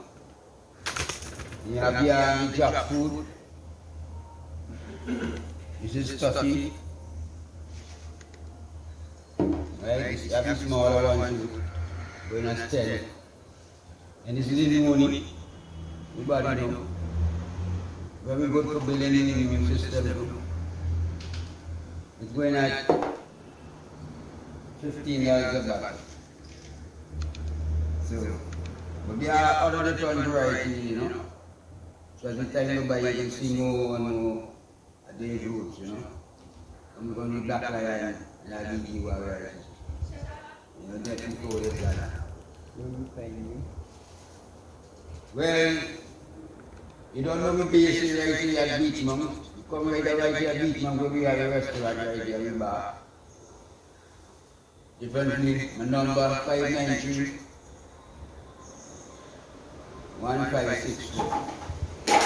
No? Call a number and you can make your order. Rastafari, Black Lion, and your living.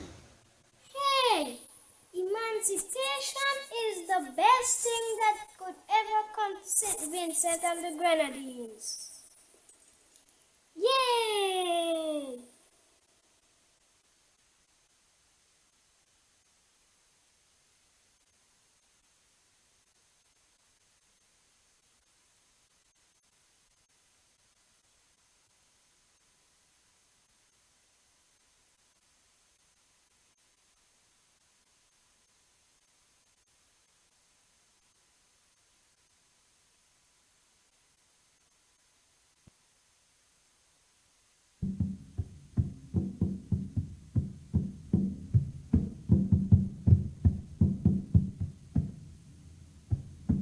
Cocoa Tea and Bread, Wine and Sports Bar, in collaboration with Bay Hill News Network and bayhillnews.net, presents its first Emancipation Day celebrations under the theme, No More Selling Out of Our Heritage, at their location in Beachmont next to Sono SVG. It will be a packed weekend of drumming and cultural performances from the Rastafarian and various speakers from Vincentians around the world. See attachments on our page for a rundown of the weekend's program. Come, let's celebrate Emancipation Day weekend together.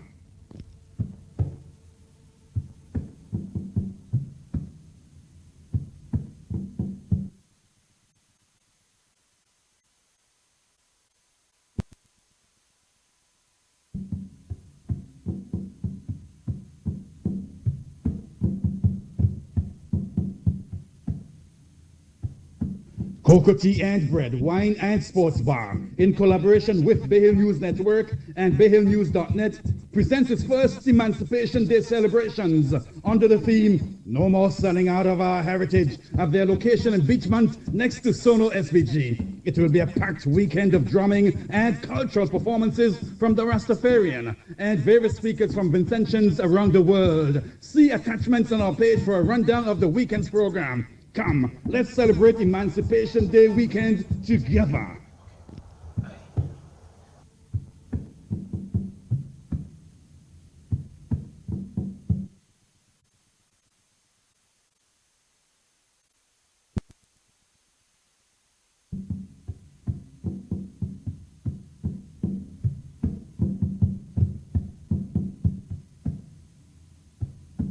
Cocoa Tea and Bread, Wine and Sports Bar, in collaboration with Bay Hill News Network and bayhillnews.net, presents its first Emancipation Day celebrations under the theme, No More Selling Out of Our Heritage, at their location in Beachmont next to Sono SVG. It will be a packed weekend of drumming and cultural performances from the Rastafarian and various speakers from Vincentians around the world. See attachments on our page for a rundown of the weekend's program.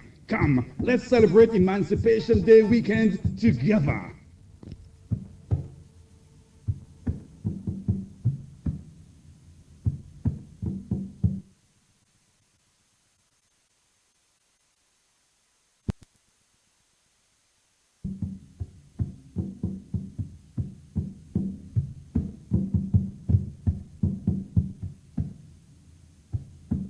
Cocoa Tea and Bread, Wine and Sports Bar, in collaboration with Bay Hill News Network and bayhillnews.net, presents its first Emancipation Day celebrations under the theme, No More Selling Out of Our Heritage, at their location in Beachmont next to Sono SVG. It will be a packed weekend of drumming and cultural performances from the Rastafarian and various speakers from Vincentians around the world. See attachments on our page for a rundown of the weekend's program. Come, let's celebrate Emancipation Day weekend together.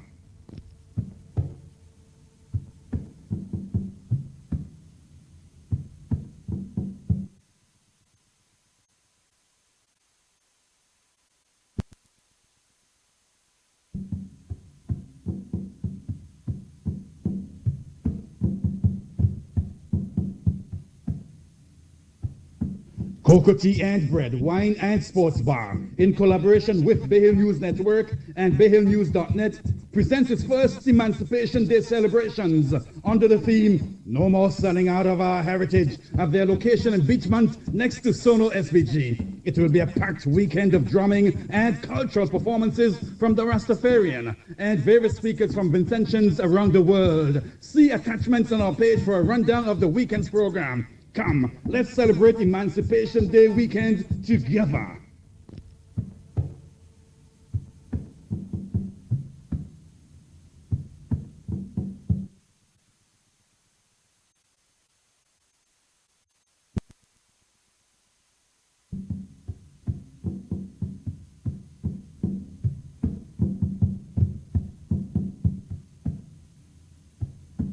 Cocoa Tea and Bread, Wine and Sports Bar, in collaboration with Bay Hill News Network and bayhillnews.net, presents its first Emancipation Day celebrations under the theme No More Selling Out of Our Heritage at their location in Beachmont next to Sono SVG. It will be a packed weekend of drumming and cultural performances from the Rastafarian and various speakers from Vincentians around the world. See attachments on our page for a rundown of the weekend's program. Come, let's celebrate Emancipation Day weekend together.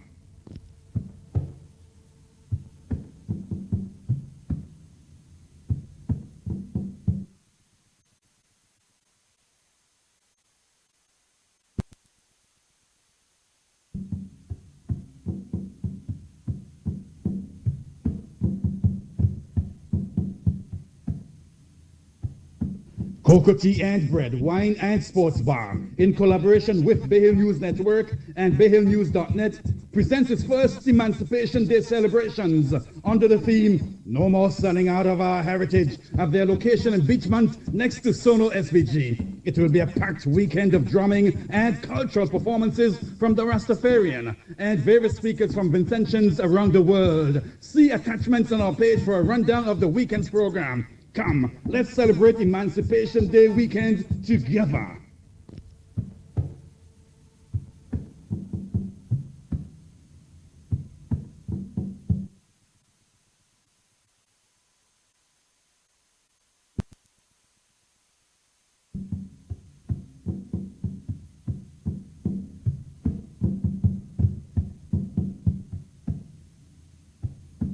Cocoa Tea and Bread, Wine and Sports Bar, in collaboration with Bay Hill News Network and bayhillnews.net, presents its first Emancipation Day celebrations under the theme No More Selling Out of Our Heritage at their location in Beachmont next to Sono SVG. It will be a packed weekend of drumming and cultural performances from the Rastafarian and various speakers from Vincentians around the world. See attachments on our page for a rundown of the weekend's program. Come, let's celebrate Emancipation Day weekend together.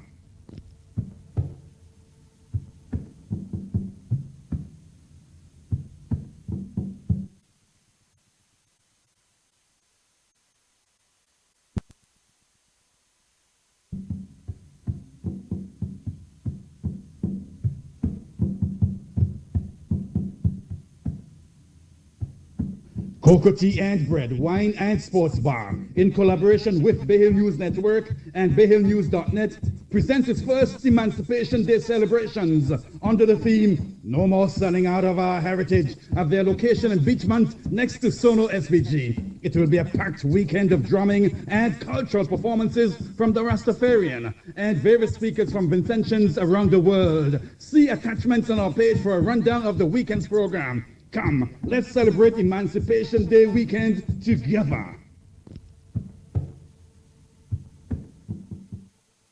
Hey, emancipation is the best thing that could ever come to St. Vincent and the Grenadines. Yay! Hey, emancipation is the best thing that could ever come to St. Vincent and the Grenadines. Hi, St. Vincent and the Grenadines. We are celebrating 188 years of Emancipation Day.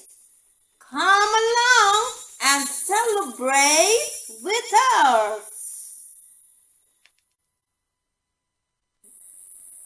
Can you imagine the flowers at Emancipation time? Yeah? 188 years of emancipation? Oh well. Happy, happy, happy Emancipation Day to everyone. Blessings. Bye. See you there. Bye.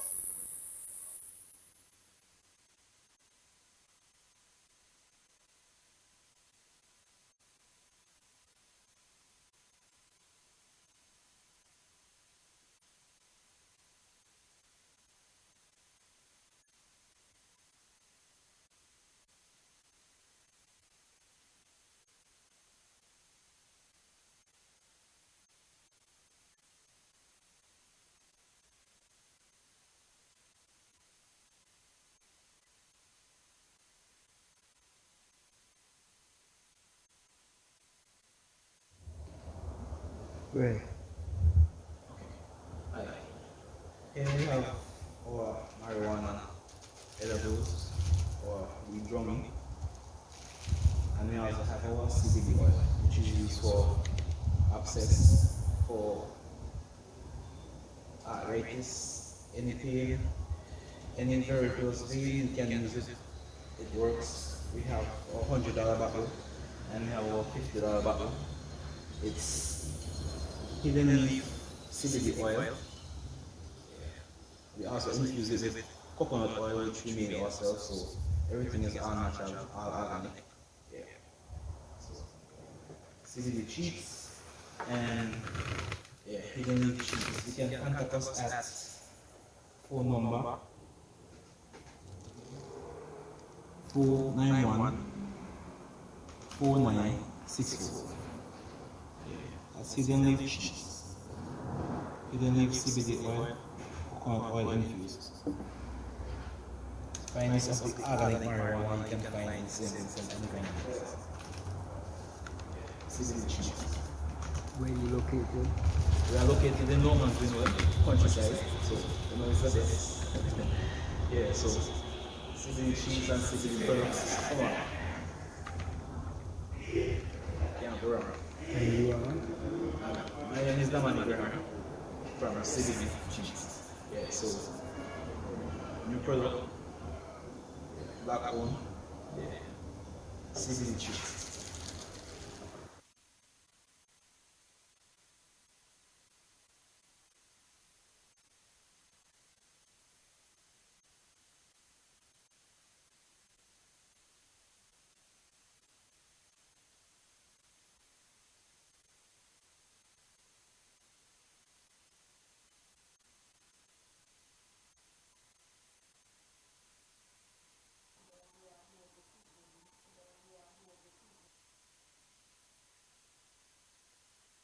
When we are here this evening with Mr. George. And Mr. George, I have known you for so many years, more than 20 years. Definitely. Yes, so as part of our series of interviews with key or prominent persons within our society, we are looking at the aspects of what we do as contributing to our emancipation celebrations. The theme this year is what? No selling of our heritage. But before we get into that aspect, I want to ask you a personal question. What was emancipation in your country? Basically, emancipation to me means freedom. Freedom. And if you take enough time for me to just give you a quick round of what we talk.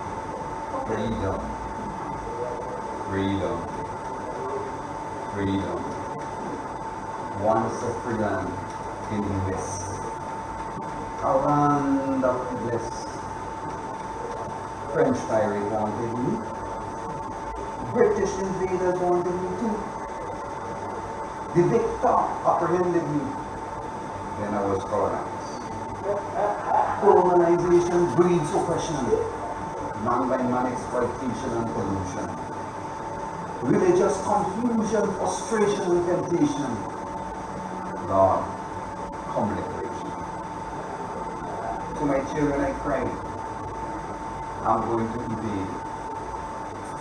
Eviction came in 79, twice the nation just in time. Invasion of my sister land brings up my words in anything exam. Foreign intervention, not me. Never my intention. Nation building and independency to my children I stand. Youths of today, flowers of tomorrow. Walk on, my people. World peace over hope. Freedom. Freedom. Freedom. Absolutely wonderful. Absolutely wonderful. And just those very special key points. Freedom. Freedom. Freedom should resonate with us as a people. Definitely. So thank you very much again. Thank you very much for that. So that is what actually within that poetic rendition as to what actually freedom means to us. Yes, we did touch on areas as to what freedom should mean to us as an organization. We care to expand that we say what we touch. What is emancipation? What should emancipation mean to us as a people? Because it's from since 1834 to now 1922. So we'll be celebrating 188 years of that process. What should that mean for us as an essential people? And I'm not just talking about within Africa or Indian ethnicity, but as a people. What is that? In order to explain what it means to us, I will have to retract what it meant to us. Okay. At one time we were free people before the colonizers came. Agriculture and boat building, fishing, so on was being way of life. We were collectively without any masters over us, so which means we were free people before. So you're talking about the indigenous people? Yes. After the colonizers in my community, they apprehended us, they took away all our land, changed our language and so on and so forth, so they enslaved us. After emancipation, on papers, we were not free, and we're still not free. We are living under a slave system, which is a wage slave system. Prior, they feed us on the plantation. After they claim that slavery abolished, they feed us little half of it. I don't know what was happening, whether it was a cent or half of it. But a small amount of money into trade unions came into the force where they receive higher wages to where we are today. We still not free. We can only be free when our people formulate themselves collectively, walking without the masters. How long should we reach that shore? But we still have some distance before total emancipation. Are you advocating for a society that will have no structure, that we do as we please? Every man go to a village and take the whole aspect of his own entity, his own village, his own household, oblivious of his neighbors, but rather to determine his own personal space, his own family, and you advocate to that, so that, are you saying that we must go without slave masters? Because sometimes, you know, I get the impression that it is something else you're talking about instead of that. Are you advocating that society shouldn't have any sort of structure other than individualized families having their own structure and doing as they please? And what that's say for citizens and benefits? Is it that you are talking about, or is it that the current administration that exists and the way successive governments have organized societies in this environment, that there's something wrong about that? What exactly you say? Maybe not the words in your mouth, but rather you explain what you're saying. I'm not trying to establish an anarchy type of system. Looking at back as far as previous government, remember, I always been a person that believed in cooperative. And we had several cooperatives. Actually, that is where we met. Definitely, yes, it is the cooperative division on the people like Sandra Davis. Yeah. Was then registrar of cooperatives at that time. Yes. Okay. And the same woman was there on the time. Who is the current head or current registrar of cooperatives, who was once an officer there. Okay, good. Definitely. Yes. So, what I'm advocating is cooperative. Even the churches. Yes. Because the original church was established as a cooperative. All the believers, they had everything common. There was no rich, not poor. Brothers in cooperation. Definitely. I remember I introduced this into your religion, the Adventist. I was called a... The religion, which I know. Yeah. Not that religion, yeah, sorry. But you enjoy to which I belong, right? Yes, I remember, well, at the time was Mitchell, and all the lands in Diamond, so we could have get lands in the cooperative. But it was only Branson and it was Kennard who supported the ideas. Right now, the Adventists would have been way advanced, and I started it with your father. With the Baptists. John Bailey Cedric. Yeah. In the day. Actually, there was a cooperative. Yeah, we initiated them at Diamond, but then after this government took over, they took the lands and they built income houses. So, this is where we are being distracted from the way of life that is natural. Okay, so you're saying that from the inception of so-called civilization, or establishment of St. Vincent Village, there was a cooperative effort. Yes. And that should be the modus operandi today. Definitely. Okay. No more selling of our heritage. That's a theme that was chosen by members of our organization. No more selling of our heritage. What does that mean to you?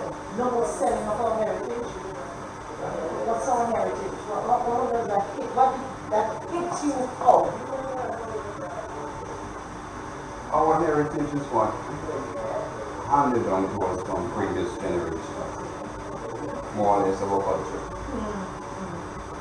Our culture involves a lot of different things. The way we eat, the way we solve law, the way we organize our economy. The land part of that, you're saying it's land. Land, exactly. We have been sold our heritage. Robert George, when you say those things that we have been sold out, can I just explain that? Yeah.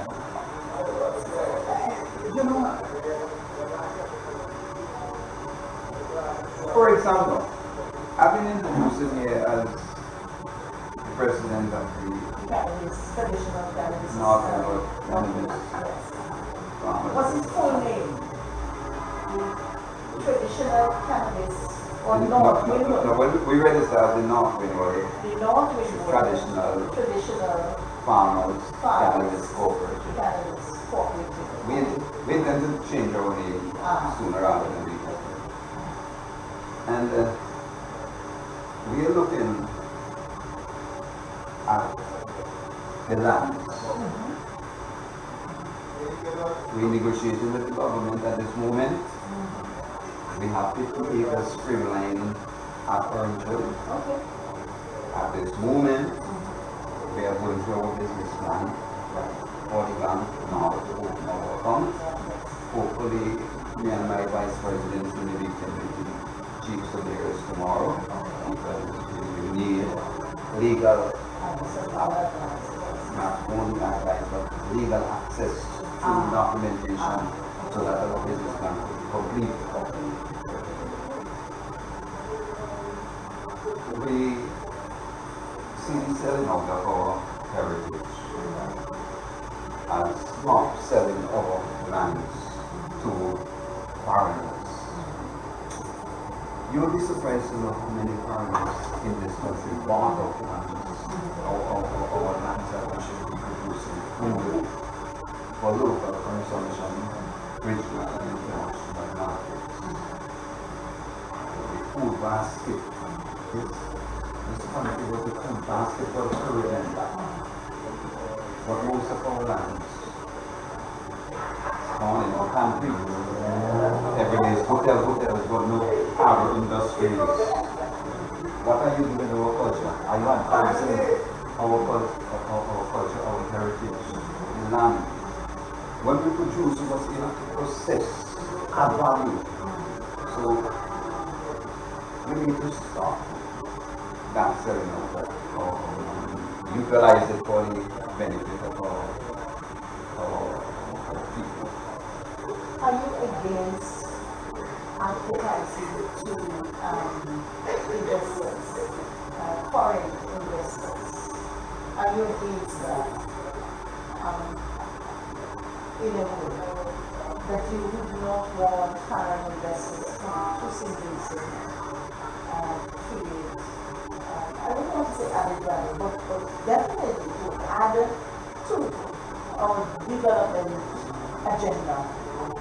Are you against having foreign direct investments in citizens? I am against foreign direct investment. I am not against foreign investment in terms of joint venture with governmental, cooperative, even local.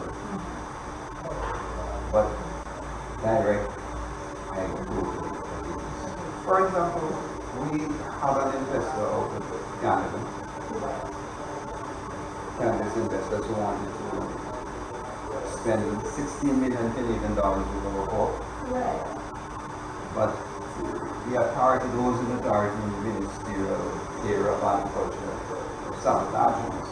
And then the COVID came, and the volcano came, and we still have us to run back over the country. Those are strong words when you say that those in authority sabotage. Sabotage you or sabotage the traditional cannabis, farmers cannabis, cooperative. What? I don't know what you could say on this side. Yeah, at least. Well, instead of going into details, is it sabotage the cooperative or sabotage you personally? Well, maybe could be because I am part of the cooperative. Right. But in your opinion, you think that there was a measure of sabotage? Yeah. Alright, while we are not digressing on that level at this stage, I want to really focus a little bit on us as a people. Yes, we have admitted of ethnicity, population has demonstrated an amount of talent and creativity. And we have not just Africans, but we also have Indians. I take it that you are part Indian, your heritage is part Indian. Possibly. Are you sufficiently informed of our Indian, anything of our Indian heritage?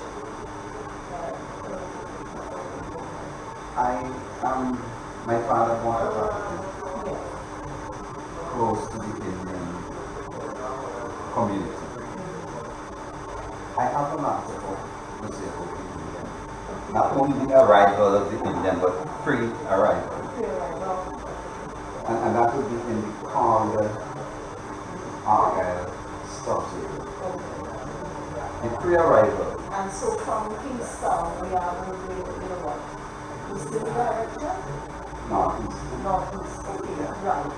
On the leeward side, that is west. Okay, so we are moving from Kingstown, taking Kingstown as the capital city. Right. Yes, and we are moving from the northeast, yes. Now, after slavery was abolished. And state of there, you say after slavery was abolished. On papers. On papers, yes. Because we have that apprenticeship period, that we use 1838 thereabouts. And I think it's soon after that we have had indenture, the Southerns coming in with the Indians. Definitely. So that's where I'm leading. That's where you're leading to. Yeah. Now, the black people, Africans, and the indigenous peoples of that garden, who were living in that area between the Kaga Argyle area. They were a rebellious group of people who said to the British, now slavery abolished, we don't need no white man to be over the lands anymore. We want the lands to work in collective taxation. The white British decided no. They went to India. At that time they were in control of India too. And they would have tricked some Indians by telling them they're going to take them to a very fertile country where they will own their own farmland and their own home. So the Indians took that and they brought them. At that time, those in authority was white police, everybody in authority. So they used their military and chased the black from that called Argyle area to Chapel Hill, some Victoria Village, and then placed the Indians that we call the Gap right up to Victoria and back to the West area. So that's how the Indians know that this lady Indian arrival came in when they arrived, why they arrived, and when they arrived. Well, recently we had the visit of the Indian. Is it Indian Prime Minister? Yes. Yeah, I think the President. President, yes. And they renamed that road from Calder Road to Indian Drive. We being Dr. Gillan, Guy Kipley and myself and a number of others, when I joined the some weeks ago, walking on that same crime against violence against the gender. Okay. Yes, so I walked that just recently. Yes, that was interesting. Yes. So with the arrival of the Indians now, there's another piece of hidden culture, which is the religious culture. Now, the converted grown from that incident. When they chased them down when they chased the blacks to Chapel Hill, down to South Victoria Village. Who chased the blacks? The British authority. British authority. Right. So they started a culture when one pastor died. The first night they will have a setup.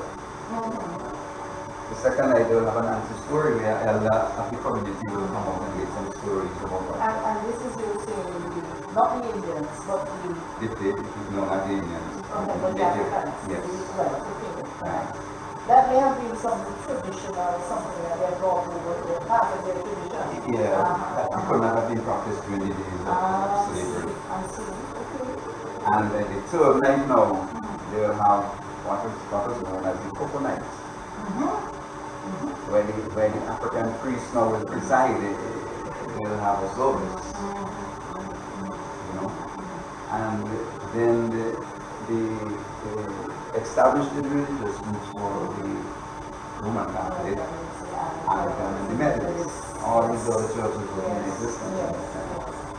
But strangely, this religious entity from the Afrocentric started to baptize in water. There's a river between Victoria Village and Bonham. Right. That's the river that runs down to the stubs. They used to be baptizing up there and they call it a Jordan. I see. And they have this in Jordan River. So Chile and cool. Yes. That's my body. That's my soul. Okay, yes. So now today, many of them call themselves Baptists. So from converted, they call themselves Baptists. Spiritual Baptists. Not spiritual Baptists. No, well, Shaker Baptists. Well, I'll have to give you the history about that culture, that heritage, that culture. Okay. Now, after a period of time, there was a competition, religious competition. The Roman Anglican, not so much the Methodists, but they were pulled in. They were threatened. Yeah. Because the majority of the people now was gravitating towards this religious Afrocentric. When we meet together, we shake and dance and be merry at meetings. Every member would have the opportunity to say something within the gathering, not like the Roman Catholic. The priest up there and the members, yes, Father, that is true. No, I'm not going to imagine. It's reality. It's reality. But I understand it. So, they know the authority wanted to get rid of this Afrocentric religious movement. They tried everything until 1912 they got through. Until 1912? Yeah. And how they got through?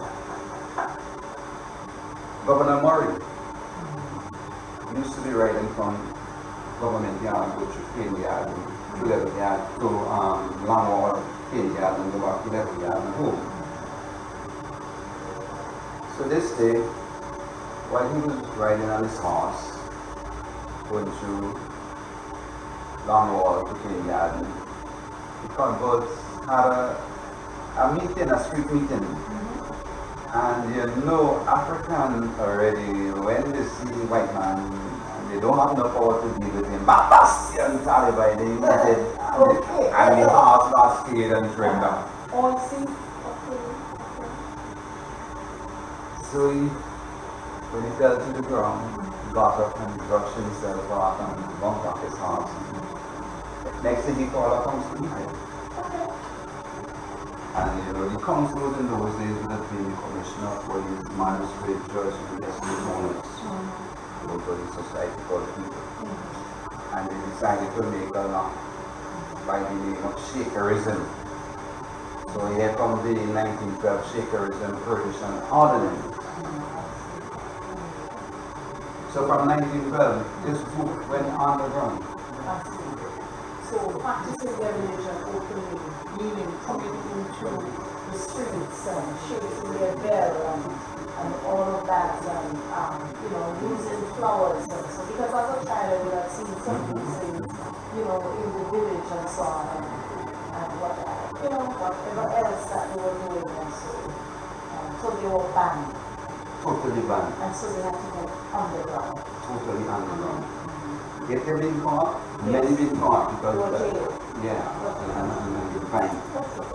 And between that passage, 1912 by 1917, some of the members migrated to Trinidad.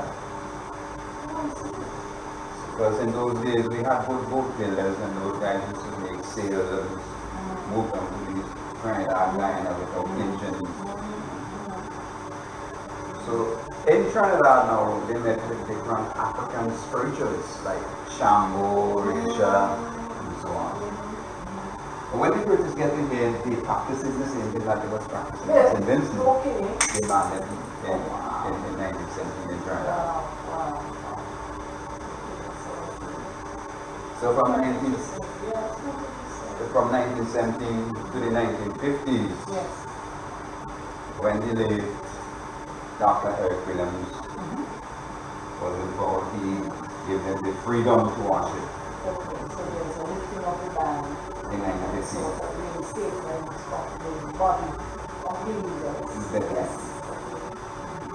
And then at that time now they have to register. Okay. No, I want to bring you back from Trinidad. I'm coming back to Trinidad. And that's Indian piece of going back to that. Okay. Let me take that back there. So they have to register down there as a group, just like the Roman Anglicans. So they choose spiritual Baptists. Okay. Oh, I see. This is spiritual Baptists come out. Okay. And then Joshua now, who used to be in Trinidad politically, fought against Dr. Eric Williams, he came back to St. Vincent. I see. And with him came the influences of the same spiritual Baptists. Definitely. And I know Bailey Spence what was his advisor. Yes. My father said that. Yes. That he was advisor. Right. Within Joshua. Right. So when Joshua came back, under his leadership, he converted. Well, Joshua stopped the police from prosecuting them. Joshua stopped the police from prosecuting the converts. And so Joshua told them they have to get a legal cause for second Trinidad. So they decided at Corla, at the end of Corla, that was close to the roundabout, to go to Mexico there. They gathered there and unanimously decided to register as Christian pilgrims. Yeah. And the central church for the Christian pilgrim is inside it.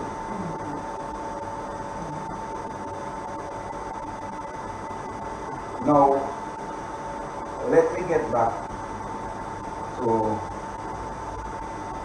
the arrival of the Indians. The Indians, after they came,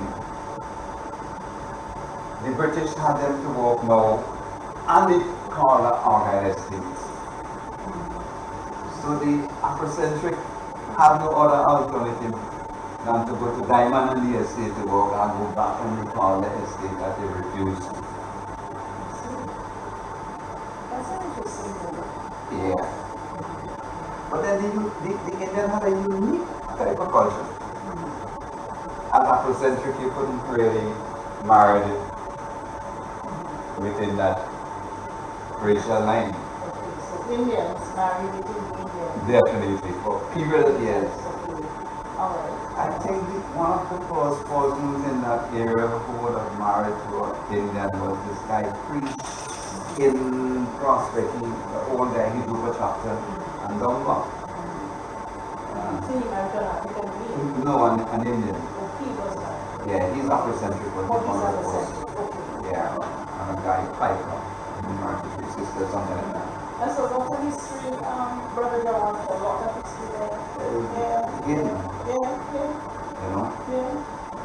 So with, and I've been very close to the Indians. Very, very close. Good friends.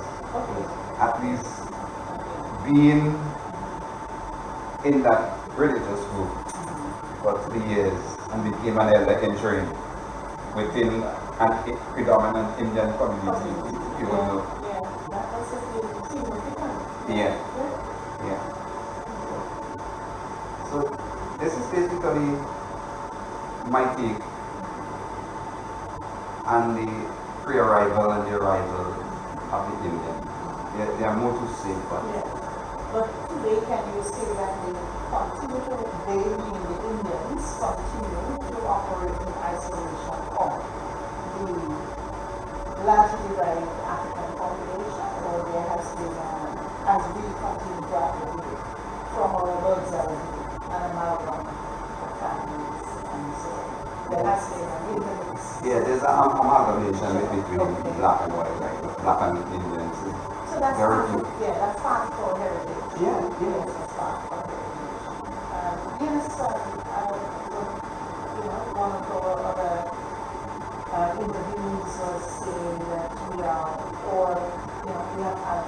mixture around the world because I have some Asian and so on. Mix of this and a mix of that. Predominantly black words. I remember Paul said there is nothing like Buddha gender, is more or less black and white when it comes to natural life. Racism should be out. Anyone that way. And that's quite interesting for us as a people. Now, the theme, as we have mentioned, we did say that it was considered appropriate. But what words of encouragement do you have to us as a nation? We have issues like climate change, poverty alleviation, politics, education, you name it. Well, here we are, 188 years in the making. You have given us a while ago just a taste of the history that you think you have hidden, or you can read that is hidden. As you have seen through the years, what advice can you give to us as a people? Very good, very good. And all this stuff that's happening. What is it that we should do? When we look at climate change, we need to pay great attention to our environment. We're from Earth. We were created from Earth to govern Earth. And it is our responsibility to take care of our father's property. Lots of chemical weapons that we're making and blowing up in the sea and the lands and things like that. Not permitted by our father. So touching on politics. Politics. Local politics, international politics, regional. Local politics. Local politics. Local politics. Now, have we made progress? in some way, what we have done, one of our people backward. We might make some progress in structural development. The development of us as a people. The people are not developed.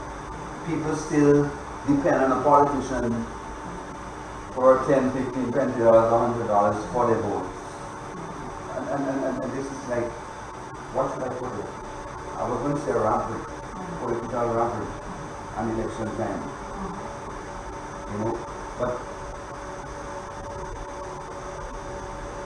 for example, in Barbados, we have a woman prime minister. The people of Barbados would have seen a leader who could make them feel proud. Yeah, I'm not really getting it from our leadership. Seriously. I mean, but what if you have women who, for one reason or another, decide that they would prefer to support a man or men? Are you saying that there are women who should put themselves forward for political office?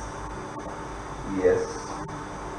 Long ago we had women ruling in Ethiopia, Queen of Sheba, and she was a Candace, all in women. So I have no problem, and I would like to see a woman taking the political mantle at this moment, because women seem to be doing well. Margaret Thatcher did well in England, and recently had she a little bit. We had Eugenia Charles in Dominica who did well.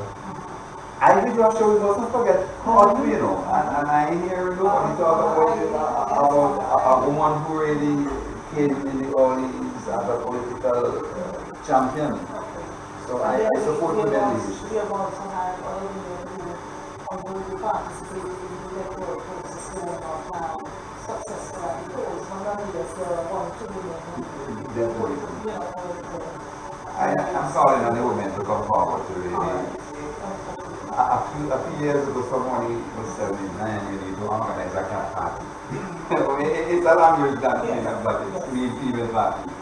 Just female needed, you know, but I didn't support it 100%. You need to mix. Education. We came to have an education revolution in this country. But to me, it's a de-education revolution. I remember... That would take a whole big block of de-education. That's the first I hear about that. No, because our people, children in secondary school, they can't read. Come on. You know? But in terms of our education revolution... But not all children, you know, probably some of them. Yeah, because some of our students at education level standing. Yeah. Then go beyond to, you know, beyond tertiary. Those are the parents who help their children. But there are some parents who don't have the ability to help their children. There is no community group to help them, you know. But in terms of the education revolution, what I understand about the revolution in education is that Morris Bishop gave a good example. In Morris' 4 years, Morris was able to give a relief from the parents with their books, transportation, and a hot lunch in school, uniform also. So children, if you have an education revolution, and it happens in puberty, so if Common really, and I hope you're listening, and you know, if you want to talk about the education revolution, you have to make sure ease the burden from the parents.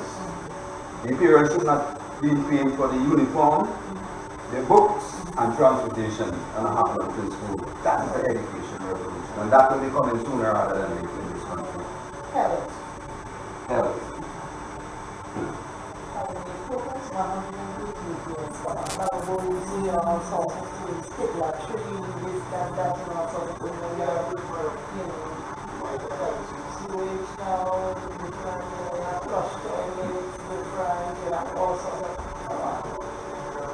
Poverty assessments, in years gone by, all sorts of indicators there, but now, have we not made something? My natural take in health is disease prevention. Just like in crime, you must have the solution to prevent it. How to prevent disease. Question the other is crime. So crime and health, and crime prevention, we must continue to improve on that as well as the health disease. And the economy generally, because we're touching and doing, I think we have probably 5 minutes or so my next program right there in front of the programs. Sorry to rush to No problem. We have to have you come back at another forum. No problem. The economy is bad. Totally, man, it's like our heritage being sold out. Our economical heritage. So I push it back now to those investments. Somebody sent me something the other day, they said, and they started me about all these things. The last thing they sent me, and I'm wondering if this is true. I know that I should check this before I actually talk about it. And I'm questioning whether that is true, where some foreign direct investors they want to come in, let's say for example, the quarry or an initiative down in Valley where they sell the cook stuff on the ground and they just scratch the surface and that's it. But everything long flat, meaning that, you know, investments that they have gone through the roads, unless it's white bands or whatever the suits are and decide that that's it. We don't want to be part and parcel of those initiatives anymore. When leadership moving in the wrong direction, it will affect investors. They should have done an environmental impact study before they initiate that project. And you remember when we went down there and we spoke about the environmental impact study. And so that's where... So the jury is still out on that. So the jury is still out. All right. your final words on what you know. Because yes. No problem. Yes. My final words, politically,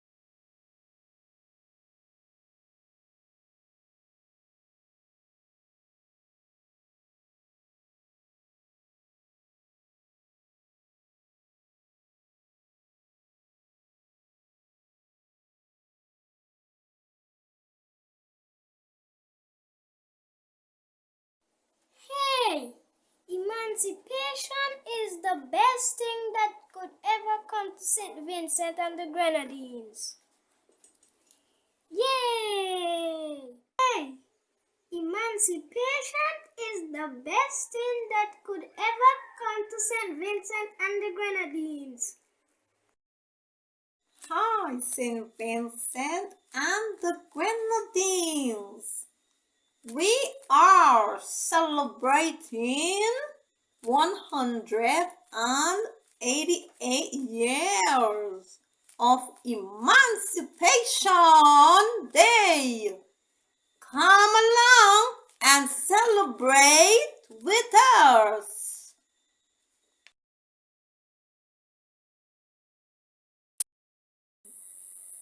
Can you imagine that now is at Emancipation time?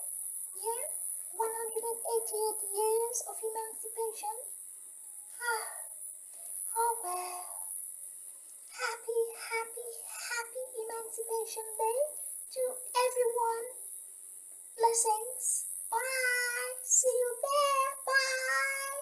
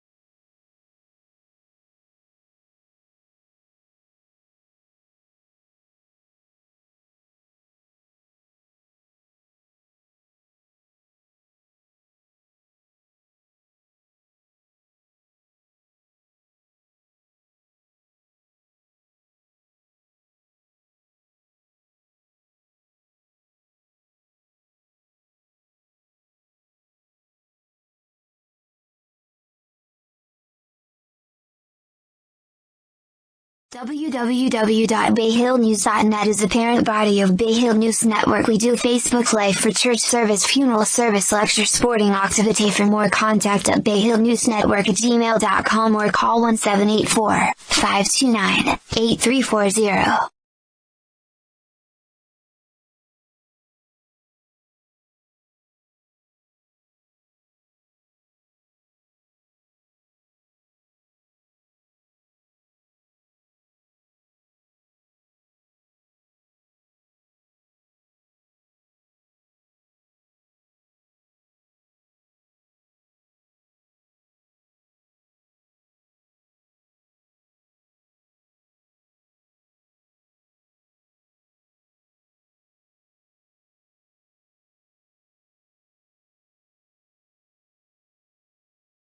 www.bayhillnews.net is the parent body of Bay Hill News Network. We do Facebook Live for church service, funeral service, lecture, sporting activity. For more, contact at bayhillnewsnetwork@gmail.com or call 1784-529-8340.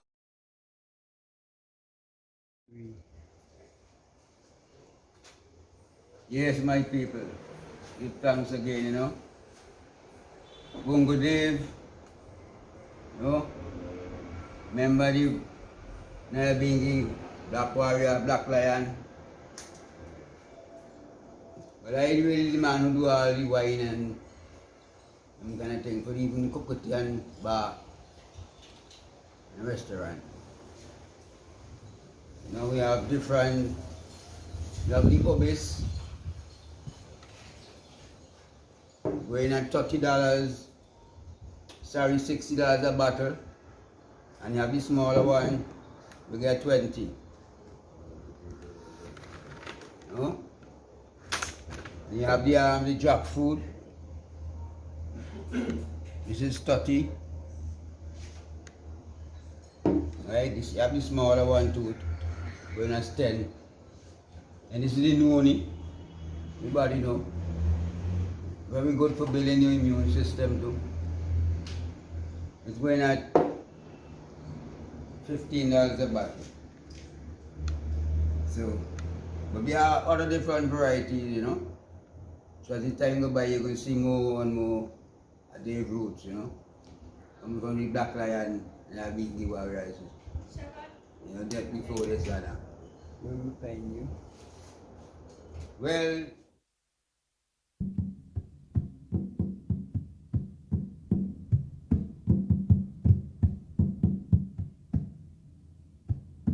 Cocoa Tea and Bread, Wine and Sports Bar, in collaboration with Bay Hill News Network and bayhillnews.net, presents its first Emancipation Day celebrations under the theme "No More Selling Out of Our Heritage" at their location in Beachmont next to Sono SBG. It will be a packed weekend of drumming and cultural performances from the Rastafarian and various speakers from Vincentians around the world. See attachments on our page for a rundown of the weekend's program. Come, let's celebrate Emancipation Day weekend together.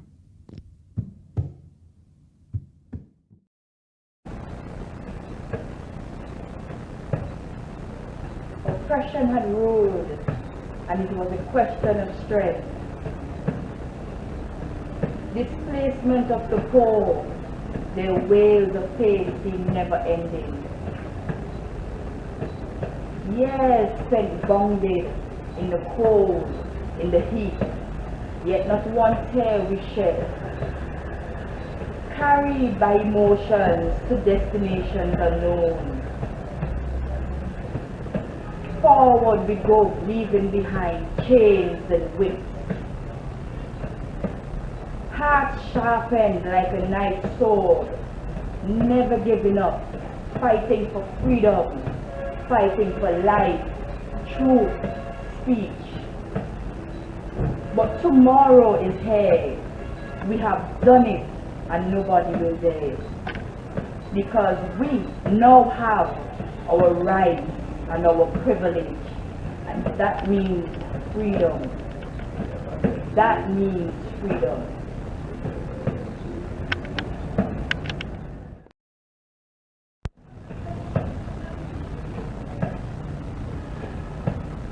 Oppression had ruled, and it was a question of strength.